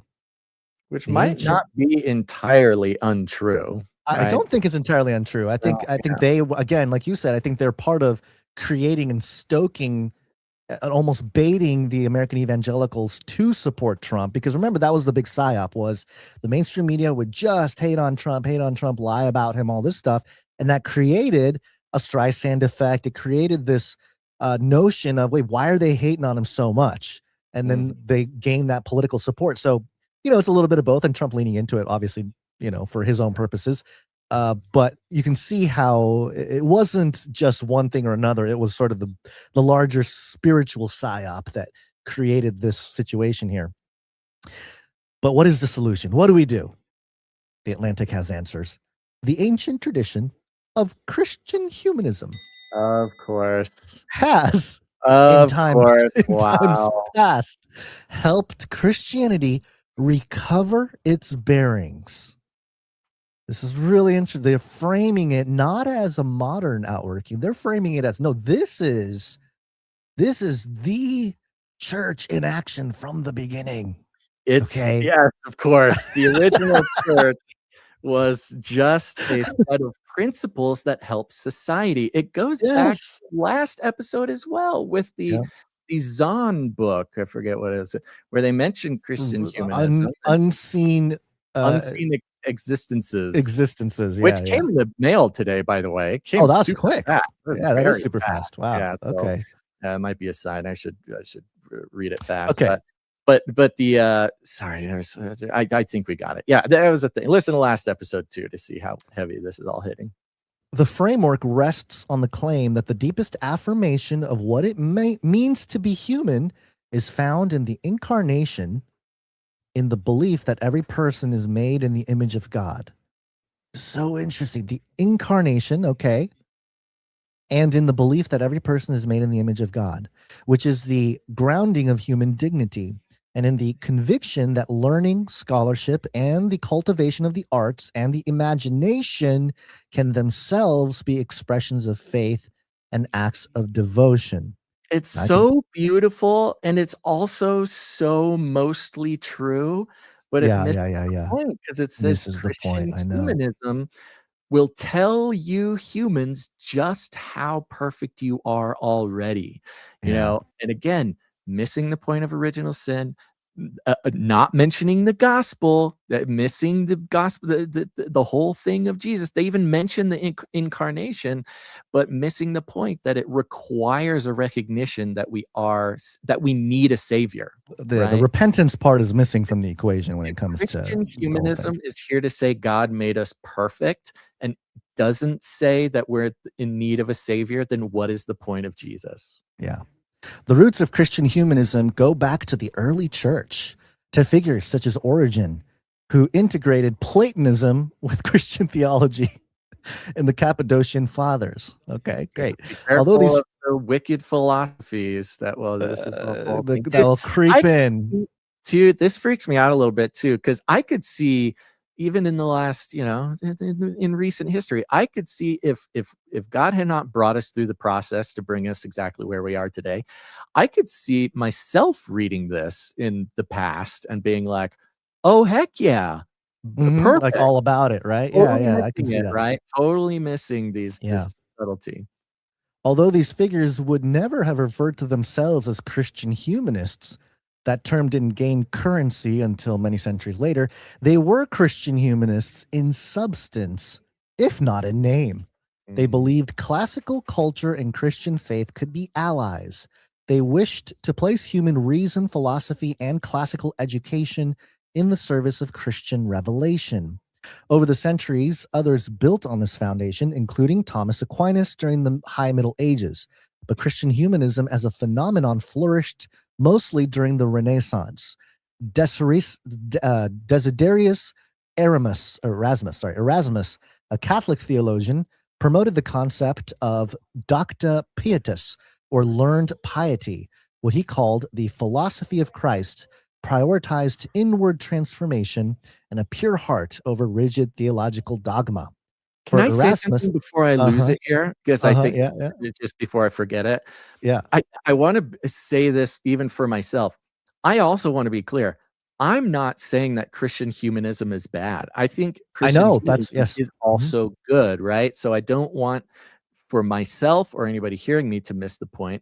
And they're making a great case for Christian humanism. I think the world is significantly better for Christian humanism. I think Christian humanism naturally comes out of the gospel. I think, for the most part, I mean, again, like I said, if it's missing, the point being, Christian humanism is not bad. I don't want us to get into the trap of like attacking Christian humanism, but Christian humanism without the gospel is nothing. It's just works almost. It's useless. It is work. works. Yeah, it's works. It's yeah. anti-Christ. It's anti what it's antichrist. Humanism, Christian humanism without the explicit gospel is works alone and is trash. That's where we're at. So I'm not going to fight with anybody about whether Christian humanism is essentially good or bad. I think it is good. But if your Christian humanism is a replacement for the gospel, then it's worthless. Right. And I think part of it is also the faith and who or what or how the true restoration of the world takes place. Yeah, because this is just works-based restoration of the world. Right. Exactly. If we're good, if we act like good enough Christians, then we can bring heaven on earth, which was exactly what was addressed in the article last episode. Mm-hmm. What he called the philosophy of Christ prioritized inward transformation as a pure heart over rigid theological dogma. This is, yeah. I mean, it's sure. For Erasmus, bad. All good. Not inherently bad, but of course, still it's sort trash without the gospel. Still nothing. Yeah, exactly. I mean, yeah, you can not be a Christian and have a great pure heart, and not be or be against rigid theological dogma. For Erasmus, theology and philosophy went together. Humanism could be a means to build up the Philosophia Christi. The main aim, however, was not to improve the intellect, but to live in imitation of Christ. I mean, yeah, okay. I think they go hand in hand, but okay. By the 20th century, Christian thinkers such as Jacques Maritain, T.S. Eliot, C.S. Lewis, W.H. Auden, and Simone Weil were drawing on the Christian humanist tradition to critique their own culture and to outline a plan for moral and spiritual regeneration. As the scholar Alan Jacobs has argued in The Year of Our Lord 1943, Christian Humanism in the Age of Crisis, each of them strove to make sense of the world at war and in chaos and to create meaning within it. They, quote, worked with astonishing energy to rescue their world for a deeply thoughtful, culturally rich Christianity, Jacob writes, quote, and to rescue that. I love that. Culturally rich, I know. And to rescue that Christianity for their world.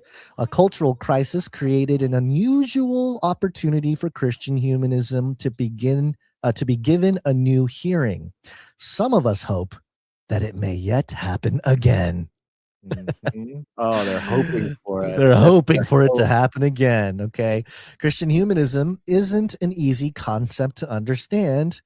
Well, in part because the noun and the modifier are inherently at odds. No, Enlightenment. they are not. What are you I know. What? I know. He just went through a whole thing of how it goes back.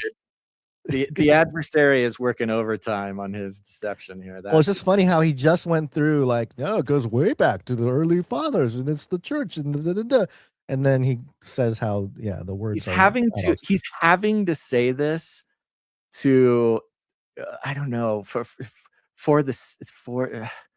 maybe justify it for the secularist, right? To say Christianity and humanism are opposites. I don't know. Affirm.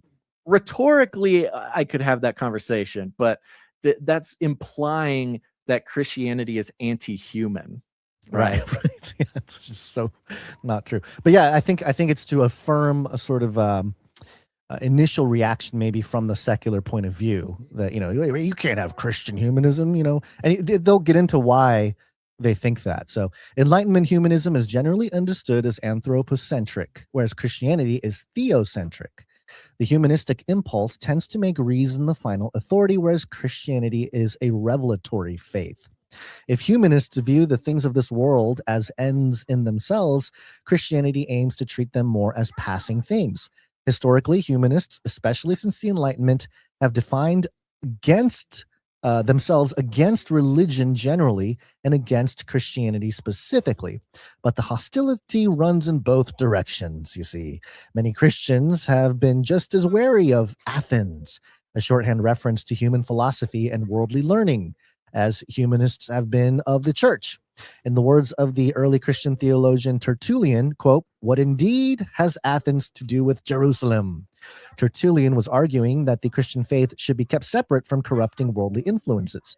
He didn't want Christians to elevate human philosophy about divine revelation. Many Christians today share his concerns, but advocates of Christian humanism would say in response that Athens can serve Jerusalem and the humanism when religiously grounded, can serve the Christian faith and the common good. They would say, too, that the life of the mind and the life of faith are not in opposition. People of faith can absolutely benefit from a serious engagement with scholarship, classical learning, and the arts, and with what the poet Matthew Arnold referred to as, quote, "the best which has been taught and said in the world," end quote. They are not operating from the secular assumption that Christianity is anti-academic. Yes, a very old paradigm. You can be a Christian and be academic. Isn't that unbelievable? Which for a certain population is going to be like, oh, I guess I'm a Christian humanism then. I mean, I don't need the gospel or believe in the resurrection or anything. There's a type of Christianity that can appreciate scholarship. Oh, it's called Christian human. Right. It's almost saying the same thing that the last article was. Academic. Yeah, it's saying the same thing the last article was saying, but just kind of in different words here. Moreover, Christian humanists believe the sacred secular divide that many Christians embrace is not just artificial, but profoundly misguided. They see engagement with the world as a divine commission. The incarnation dignified the material world, which is good, though in constant need of repair and healing. Christianity, then, is not a separatist, otherworldly faith, as the psalmists say, quote, "The earth is the Lord's and everything in it, the world and all who live in it," end quote. The implication of all of this is that actually gospel-based Christianity is still the bad guy. It's still bad guy. Yep, I know. But at the very core of Christian humanism is a belief in the inherent dignity and worth of all human beings who are made in the image of God and in the and in pursuit of a society that respects and values the intrinsic and equal worth of the individual regardless of social status. No, that's called Christianity, not Christian humanism. That's just called the gospel of Jesus Christ. Okay. Yeah, this is good. This is a very specific psyop to separate, to imply that the gospel is still for bad guys, but Christian humanism is the good guy version. Yeah. They go through the philosopher theologian David Bentley. Christianity brought a moral revolution. We don't have to go through all of that, but let me just jump ahead here. And they talk about other non-Christian sources for human dignity, like Judaism, Stoicism, but Christianity added immeasurably to them. But it needs to be acknowledged. Is an interesting phrase to use too. That's so specific. It is. It is. Somebody just kind of passing through, they'll read human dignity and they'll just kind of apply it to, if they don't already have, again, a gospel-centered vision of what humanity is, this phrase human dignity is just kind of a placeholder for eternal value without actually having to define what that eternal value is. Yeah. You know what else provides dignity is the mark of the beast. Hey, it required all people, small, great, rich and poor, free and slave. You all get a mark. Okay. It just really appeals to human dignity, That's kind of the greater takeaway here too. Who needs to be glorified when you can be dignified? Yeah, exactly. Okay, so let me continue. There's a few other parts here, but this needs to be acknowledged too. Christianity has often betrayed its commitment to the Imago Dei, the belief that people are made in the image of God and therefore have inherent equal dignity and worth. The moral failures of Christianity make for a long and horrifying list. I mean, they go through the Inquisition, the witch trials, the persecution of Jews and indigenous people, the gay people. They go on and on here. So we don't have to go through all of them, but that's sort of their take of like, see, even the Christians, even though they believe this, they failed. And it's like, yes, That's the whole point. Yes, man Right. is a failure. So, Yeah. what does Christian humanism offer today's world? Any answer starts from within the faith. The first task is to help people who claim to follow Jesus better align their lives and attitudes with his. Okay, it's an attitude problem. Okay. Yeah, First of all, cool. Christian humanism offers an urgent corrective to those who equate Christian success with the seizure of power. All right. Duh. I mean, Yeah. yeah, I mean, that's okay. Yeah, that's kind of why we push back on Christian nationalism and things like that. Mhm, mhm. Instead, it takes as its model Jesus washing the feet of his disciples, which was the work of the lowliest of servants, and Jesus's declaration that the blessed are the meek and the merciful, those who Yeah, mourn the are pure in gospel. heart. Yeah, the gospel, right? The Exactly. gospel. Yeah. That's Yeah. The British journalist Malcolm Muggeridge, who converted to Christianity late in his life, pointed out that Jesus' entire ministry was directed against the pretensions of earthly power. Yes, thank you for stating the obvious, but that's funny how they're trying to rebrand And they just basic can't gospel say to it. Christian humanism, Yeah, they just can't say the gospel. Christian humanism, by virtue of its openness to serious scholarship and the importance it places on the life of the mind, provides a needed alternative to the anti-intellectualism and black and white thinking that characterizes much of modern American Christianity. Yeah, all those silly, low-thinking Christians out there. A dozen years ago, I spent time with Steve Hayner. Shortly before he died, he said that we can neither afford an ill-defined center nor an overly defined edges, meaning you can't abandon Christianity's core convictions about objective truth grounded in God and most fully revealed and embodied in Christ, but it is precisely their firm grip on the center that should allow Christians to be comfortable with complexity. Yes, we know about some of this. I don't need to reiterate the point here. This is going somewhere, folks. Just be patient. There's some punchlines here coming up. Here, there's gaping need for Christianity, whose posture toward the world is more irenic and charitable, far less anxious and fear-driven, one that cultivates curiosity, including toward those outside the faith, and fosters a deep longing for knowledge and understanding. No sense, There's a you mean? The there's a Gnostic. need, yeah, the Gnostic, yeah. There's a need for Christians to take beauty seriously as a theological category, and to hold the doctrine of human depravity in its proper place as a truth that never diminishes the human dignity it assumes. The best ambassadors for the Christian faith are people who, because of their faith, find ways to re-enchant the world. There it is. There it is. There it is. What the Incredible. Christian humanists are saying is the best Christians are the ones that are going to re-enchant the That's world. it. That's it right Isn't there. that Man, have interesting? we Isn't that unlocked it interesting? or what? The age of Man. re-enchantment. That's the Wow. trick. Okay. I Beautiful. really want Carl Teichreb's thoughts on this because, he did talk about this angle and this side of things, but now that it's really out there, Yeah. because everything he talked about with the UN and the New World Order and all these things, and he always spoke about it from that sort of new agey perspective of like oneness and all these different things, the language he used to describe it. But it's really kind of the same thing that the Christian humanists are saying. Well, that's what they talk about the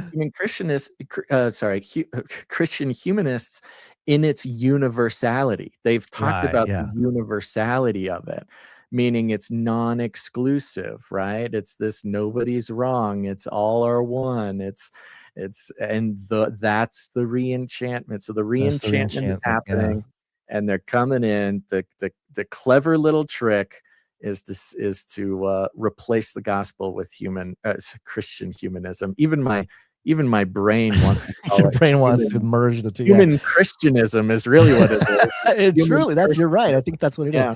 Whether what I'm describing belongs under the banner of Christian humanism or not, or some different name, Christians must recalibrate how they see God's world and those who are made in his image. Wow. This is a generations-long undertaking. It involves reshaping not just beliefs, but perception. We must reshape our The beliefs. straw man is What are you? incredible. Isn't that It is- crazy? and people are going to buy it too. Unfortunately, I Christians know are so many too. people. I mean, so many people are already in it. That's the thing. They're Yeah. already in this. And I think, when I was first became a believer, and we were kind of at a semi-mega church, and a lot of them, it was based on taking care of the poor people and doing that kind of stuff, and it was all fine. But there was good. something always a little off about it. Like I was always like, what is it that's off about it? I don't know what it is, but I think it's much clearer now. It feels like the extension of the 2016 deconstructionist era. Yeah, right. Yes. But now Like they're the new they're version. back with new armor, like new shiny armor, but it's really Well, the same thing even underneath. more important, maybe certain Christians, like that wasn't a mainstream movement, right? Right. Christian Yeah, it was a church deconstructionism movement. was just Yeah. within the church, Yeah. whereas this, which is kind of deconstructing 2.0, is a mainstream and secular call Right. It to a bridges version of everything. Christianity without the gospel. Well, especially since the secular world recognizes the shortcomings of their own sort of philosophy. It's like, oh, the Christian humanists are kind of seeing it too, and there's a little common ground there. So interesting. Okay, so yeah, the reshaping not just belief but perceptions, the sensibilities and dispositions that lie beneath belief.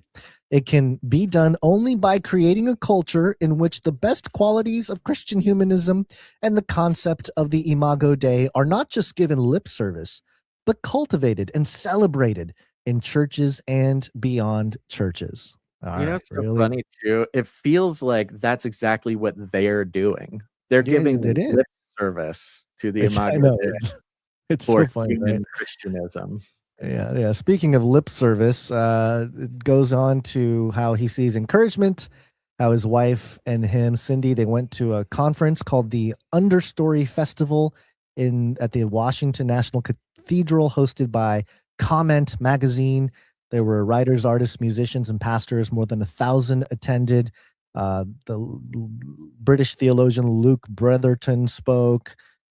And said, quote, "To follow Christ is not simply to await salvation in some distant future, but to begin participating here and now in forms of common life marked by justice, generosity, mutual care." Again, that statement by itself it's not wrong, it's really what we ought to do. And arguably, they talk about the inner transformation and all this stuff.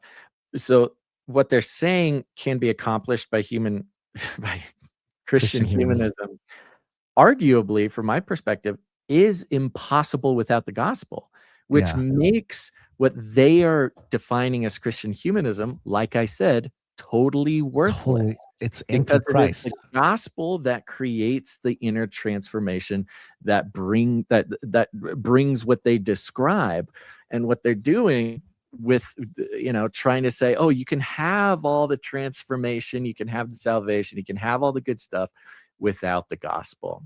But the reality is that it is exactly impotent for that exact reason without the gospel. Yeah, and they give a whole bunch of examples in history where, during the plagues, the Christians were the ones that stayed behind to help with the people that were sick and all this kind of stuff. And again, like you said, it's all under the pretense Christians of the gospel. made all the hospitals. Hospitals don't exist without Christianity. Yeah, right. Like none of this, which fits into, the movement today that a lot of people are coming to Christendom through, which is like the West, right? They're kind of equating the West with Christendom, because there would be no West without the Christendom. Without Christianity, and henceforth Christendom. But leaving the gospel out of all of that is very dangerous. Is just, like I said, just nothing. It's nonsense. Yeah. So it brings up Julian, the Roman emperor, and how he was sort of speaking to his fellow pagans about how, look at the benevolence of the Christians to their strangers, and that they need to do the same.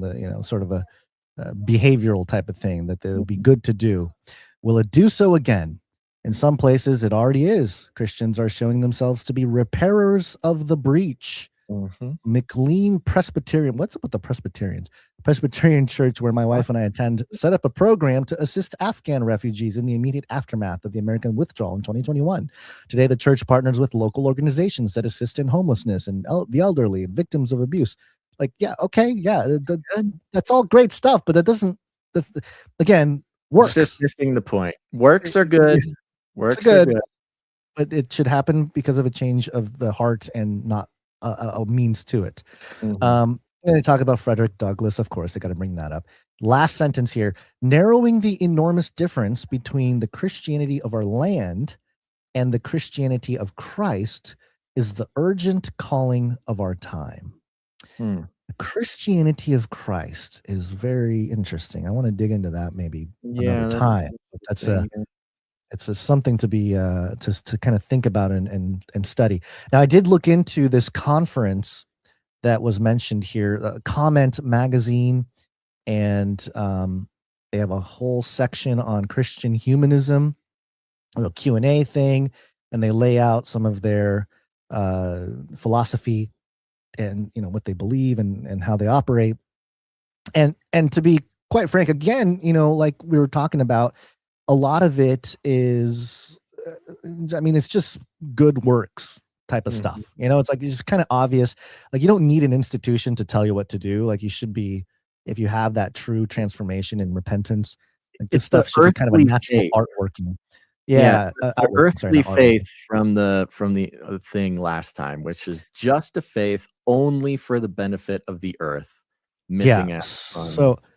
So as a summary, there are things you can agree with the Christian humanism theology, if you will. Like the image of God is in every person, sure.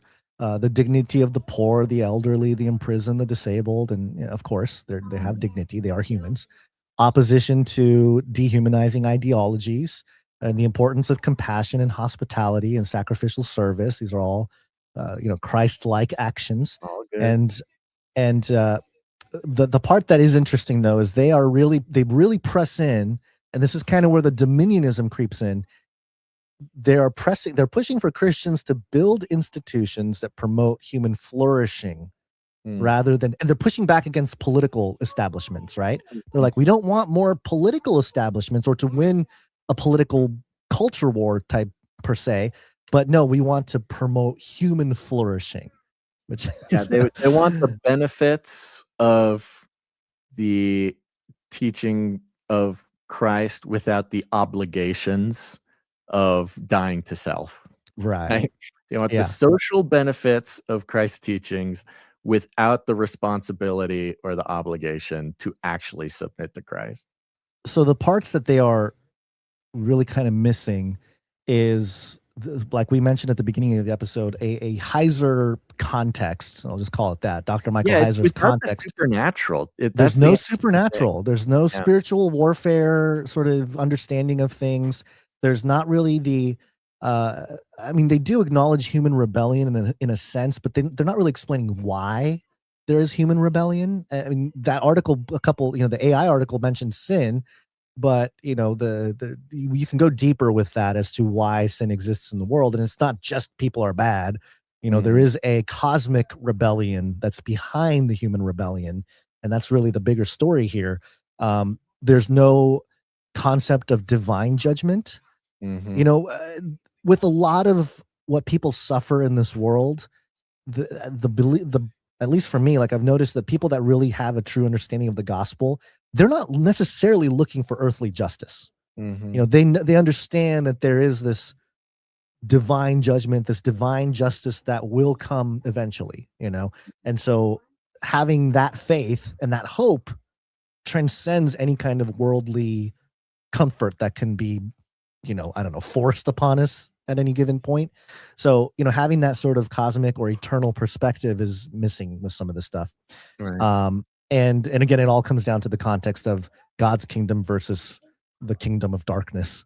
Yeah, And which it's almost they're almost assisting the realm of the kingdom of darkness while calling it doing Christian works. it's which very is similar to the discomfort with the idea of sin, right? Yeah, right, Discomfort exactly. with sin because it's it's a description of our supernatural place kind of in the universe. Like sin, you don't Yeah, believe in the supernatural, sin is can basically just be non-existent, right? right. So it's all an extension of that supernatural aspect. Yeah. Yeah. So again, it's really good for Christian charity and sort of our civic duties and And things it of that will nature. be Like good for society. it, Like it- that's I, the I, funny that's what I thing. think too. Yeah, I think It it'll be will good. be good for civilization. Like Helping the Christianity's homeless and effect, historically, objectively, Christianity's effect on the development of civilization. There's nothing else like it. There's nothing as good for civilization than Christianity. yeah, But it's right. kind of this weird, like, lizard people, elite little deception. Yes. Say like, okay, let's just get people to help civilization with their Christianity, but we don't need any of that wonky supernatural stuff. We don't actually Yeah. need the gospel, right? We Yeah. could And, just and use it as a tool for power. right. It's really focused on the horizontal war, which is what the culture and I think what the enemy wants us to do is focus on that horizontal battlefield, if you will, the right left paradigm, the conservatives versus the liberals, it's always this horizontal axis and not so much the vertical axis, the what we're battling on the vertical. And ultimately what it comes down to me, and I think I might even try to fit it into my Patreon Bible study for Sunday, is the counterfeit signs and wonders that the Antichrist and the man of sin is going to present, right? And you think about, obviously, Christ has followers, but the beast will have many followers, God will seal his people. The mark of the beast will seal its people with a mark or a sign or seal. Christ receives worship. The beast receives or demands worship. The gospel goes to all nations. The beast demands allegiance from all nations. The lamb has a bride. And of course, the beast had a bride, which was Babylon, who became the harlot, The kingdom claims all people. The beast seeks a sense of universal dominance or dominion, if you will. And like I mentioned earlier, the mark of the beast is offered to the small, the great, the rich, the poor, the free, the slave. I mean, the humanists would love this. This is great. Everyone can participate in the world's economy. Of course, let's dish it out. Let's do it now. So you can see how the taken too far without looking at the eschatological implications, you might miss. It'll blind you. It'll blind you into the deception, if you will. Without the gospel, Christian humanism is Antichrist. It's like totally Antichrist. It's so almost wild, explicitly, almost by its own definition, right? In the way they're explaining it, like you don't need gospel, you don't need Jesus. I mean, you can like what he says, but you don't actually need his supernatural, mission. And that's where the elect can be deceived. It's like, oh, Christian humanism, it's Christianity, and I don't need anything else. It's like explicitly Antichrist. And it might be a very good outreach tool for your secularists. And this is maybe why we're finding these articles in the Atlantic, because I'm wondering, based on maybe they did some surveys or something, and people are feeling pretty distraught over what's happening. And, they see the rise of faith and religion and all this stuff culturally, and they don't feel like they can participate in the sort of hyper political Christianity that's been emerging. But maybe they can, and this is maybe the rebranding of liberal or progressive Christianity in a sense, to allow for some of those people that were a little bit outcast, if you will, from the current cultural movement to have a place, to have something to hold on to. And especially for those who aren't Christian, they can be like, well, yeah, again, I like what Jesus said. I like what he taught. I like the principles of what he taught. I think that's what Elon Musk said. Explicitly. I think Elon said, like, I like Jesus's teachings or something like that. So the old phrase, cultural Christianity, right. Old church phrase. So I think this whole discussion is really fascinating, and we will see so much of this emerge probably in the next few years. It'll probably be part of the conversation. It'll be everything, especially for believers today. Now, like, this is going to be the most important context that you could possibly have to make it through this next little session of history, I think. And think about the vacuum created by the Epstein stuff and the human trafficking and all that. It creates a perfect setup for people to get sucked into this type of worldview. The where subheadline is so interesting. Christian humanism, an invitation to a truer true, story. truer story. Truer. That's a great way to think about Christian humanism without the gospel. Like if the true story is the gospel, a truer story is Christian humanism. Like it's not Right. bad. It's not, there's every good thing about Christian humanism is good, but just it's missing. It's only truer if it's missing the gospel. Yeah, and they push back against. Well, maybe next episode we can dig into it. But they push back against transhumanism. They push back against Christian nationalism, Yeah, like which it needs some of to the be things. because Yeah, people are right. waking up to that already. Like Yeah, right. objectively, people are waking up. The mainstream is waking up against transhumanism, and so they need to have an answer. Because if they don't come out with an answer, like Christian humanism, then people are going to start receiving Jesus and start following the gospel. It's so funny. We're like, a lot of the people that see this stuff are like, okay, the people are starting to realize the issue with Epstein, the trafficking, the psyop, the propaganda, all this stuff, the Nephilim, all these things. It's like, oh, finally they can, come to the truth. And it's like all these different elements cut in line, like, whoa, we're here. Christian humanism is here with open arms. Hey, come grab you. It's like it's like a land grab going on. So it's really interesting. And the fact that they use the phrase re-enchantment, that it is the Christian believer they need to lead the re-enchantment of society or the world. Yeah. I mean, it's perfect. Come on. We couldn't do this, Gons, if it weren't for our producers, and I think it's time we thank them here. Are you good for that? I'm good, yes. All right. I've gotten it off Lord my knows. chest. Lord knows there's no way we could keep doing this show if we had chosen to step into the realm of corporate sponsorship, advertising, platform partnership. This wouldn't happen. I mean, this is the type of thing you look around and you go, why the heck did we get canceled and other people saying the same stuff didn't? Well, it's because of the gospel. The gospel is the true dangerous thing. It's always been the true dangerous thing. It's not the conspiracy theories. It's not the whatever, because, hey, that's everywhere. But it's truly the gospel that is the most dangerous thing to the adversary in the spiritual war. And so, therefore, we do not participate in advertising. We don't like to sell your attention. We don't like to gain the approval and the monetary support of corporations whose whole goal is to mine you for all the value, squeeze all the value and money they can out of you. Participating in that just doesn't align with what we're trying to do here. So instead, we're on the value for value model. It's very simple. It's the only way that we're able to keep going.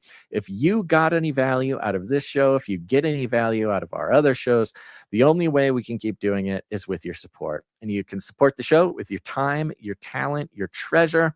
Any way you want to do it. If you want to learn more, support the show, go to canarycry.support.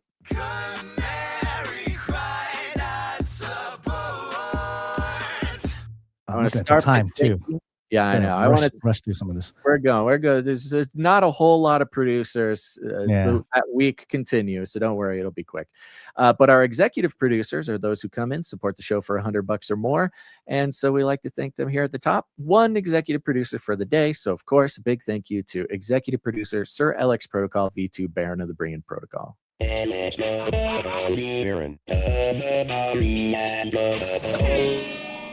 Comes in for $100.33. Illuminatus! Thank you. 494 episodes in a row and 148 episodes of executive producerships in a row. Thank you, Sir Alex Protocol. That's our one and only executive producer. We had one producer come in under the executive producer amount when we started the show. Thank God some people got some value, came in, supported the show during the show. But we're going to start out by thanking producer Sir Marty B. Comes in for 77.74. Oh, Sir Marty B. Thank you.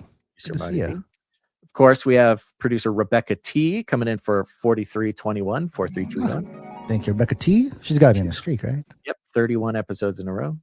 Yeah, she's on a streak. Thank you, Rebecca T. Producer Raul S., who might be a night. Apologies, Raul S., if I don't have your night name. But Raul S. comes in for 33.66. Close enough. Illuminatus! Let's see here. Sir Darren, Night of the Hungry Panda, is on the list. Thank you, Sir Darren. You got that 33. Oh, 33. Okay, yeah. Illuminatus! And he sent a note here that says Amazon.com super soaker blasters. Just saying, he says. Okay. A throwback to the olden days. Super soaker blasters. Let me see what comes up here. Yeah, looks like you don't know about those? I don't know. I don't know. I know super soaker, but blaster, I didn't know exactly. So take a look. Okay. Summer fun time. Let's get some super soaker blasters. Thank you, Sir Darren. Of course, Bruce W comes in, supports the show for 1111. Bruce W, thank you. The note that says, this note not intentionally left blank this time. Thank you very much, Bruce. Thank you. Monica comes in for $8.88. Monica, thank you.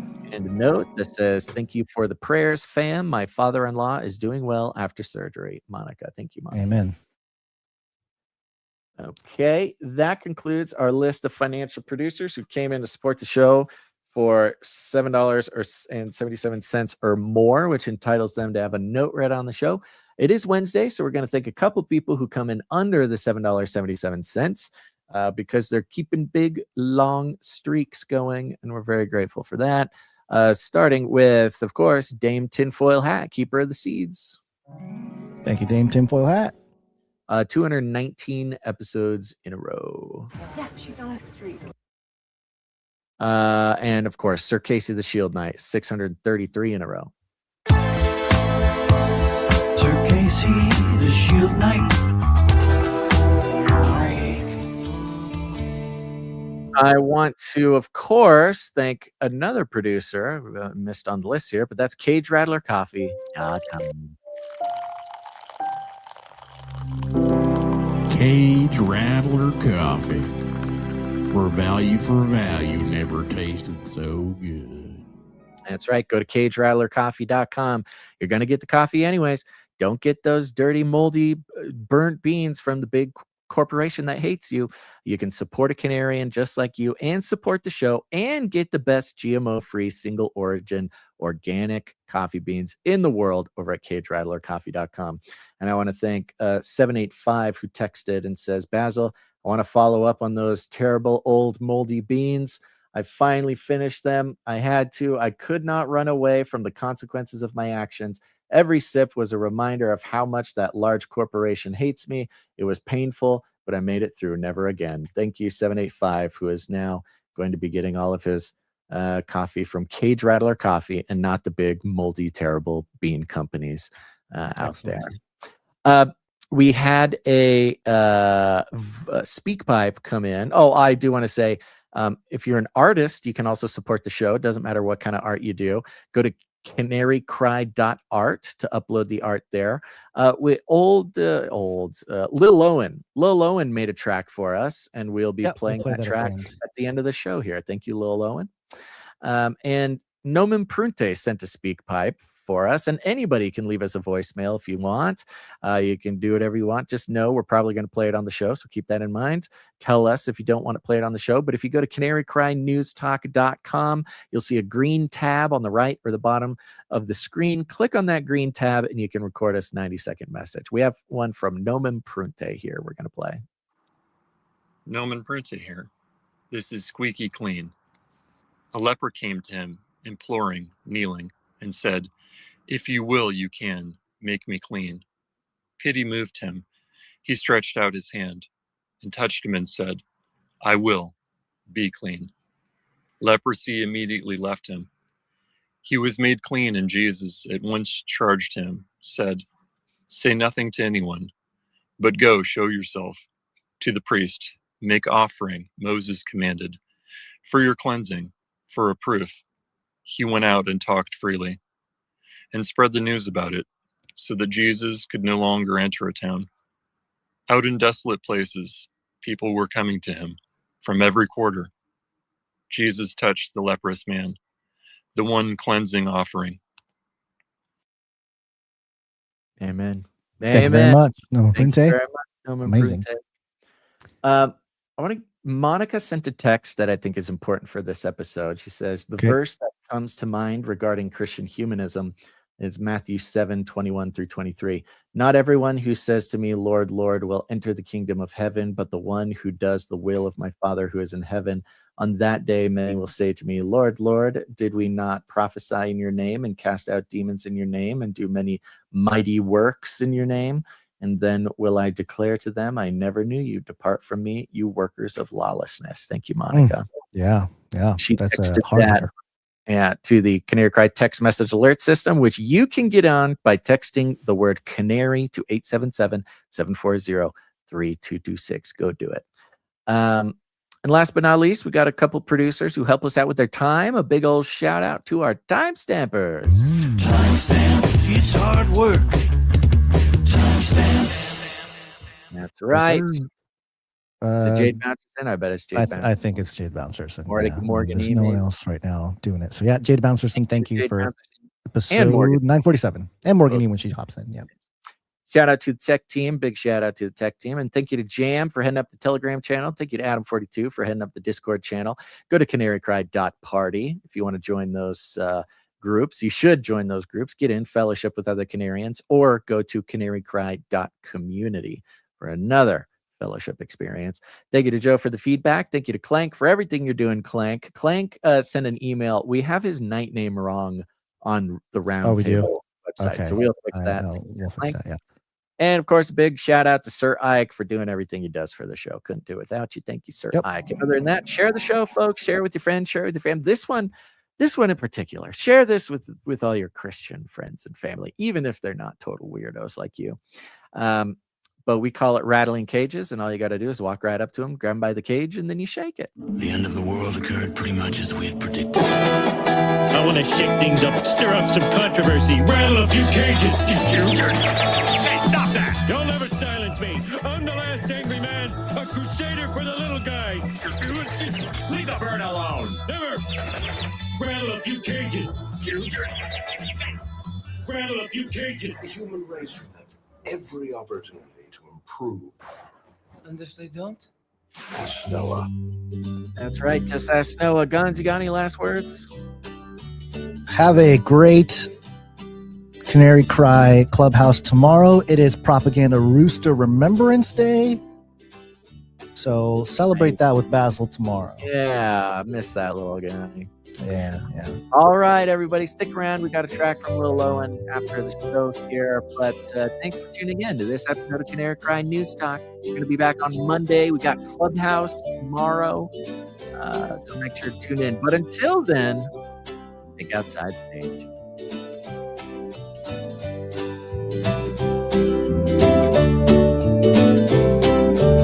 This is the way. We're all gonna die.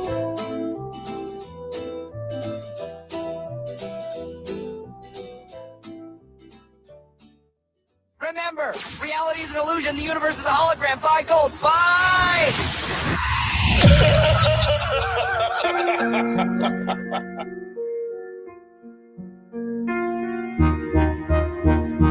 If he let me reason with Christ, seek those things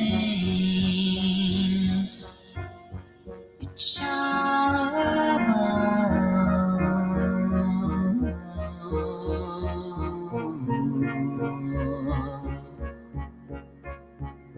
where Christ sitteth on the right hand of God.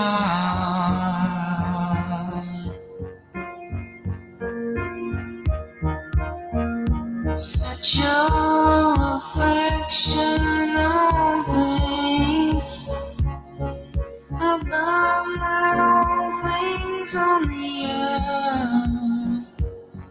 We are dead, and your life is here with Christ in God. When Christ who is our life shall appear, and shall ye also appear with him in glory.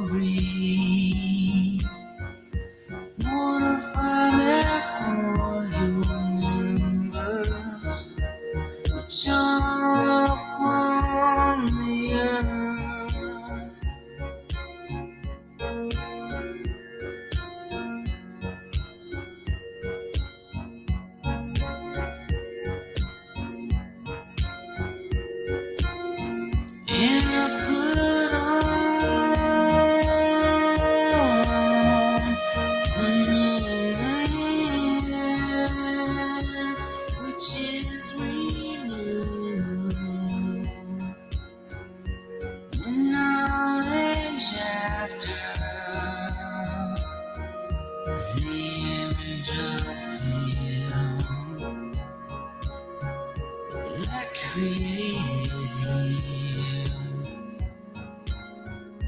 where there is neither Greek nor Jew, but Christ is all and in all.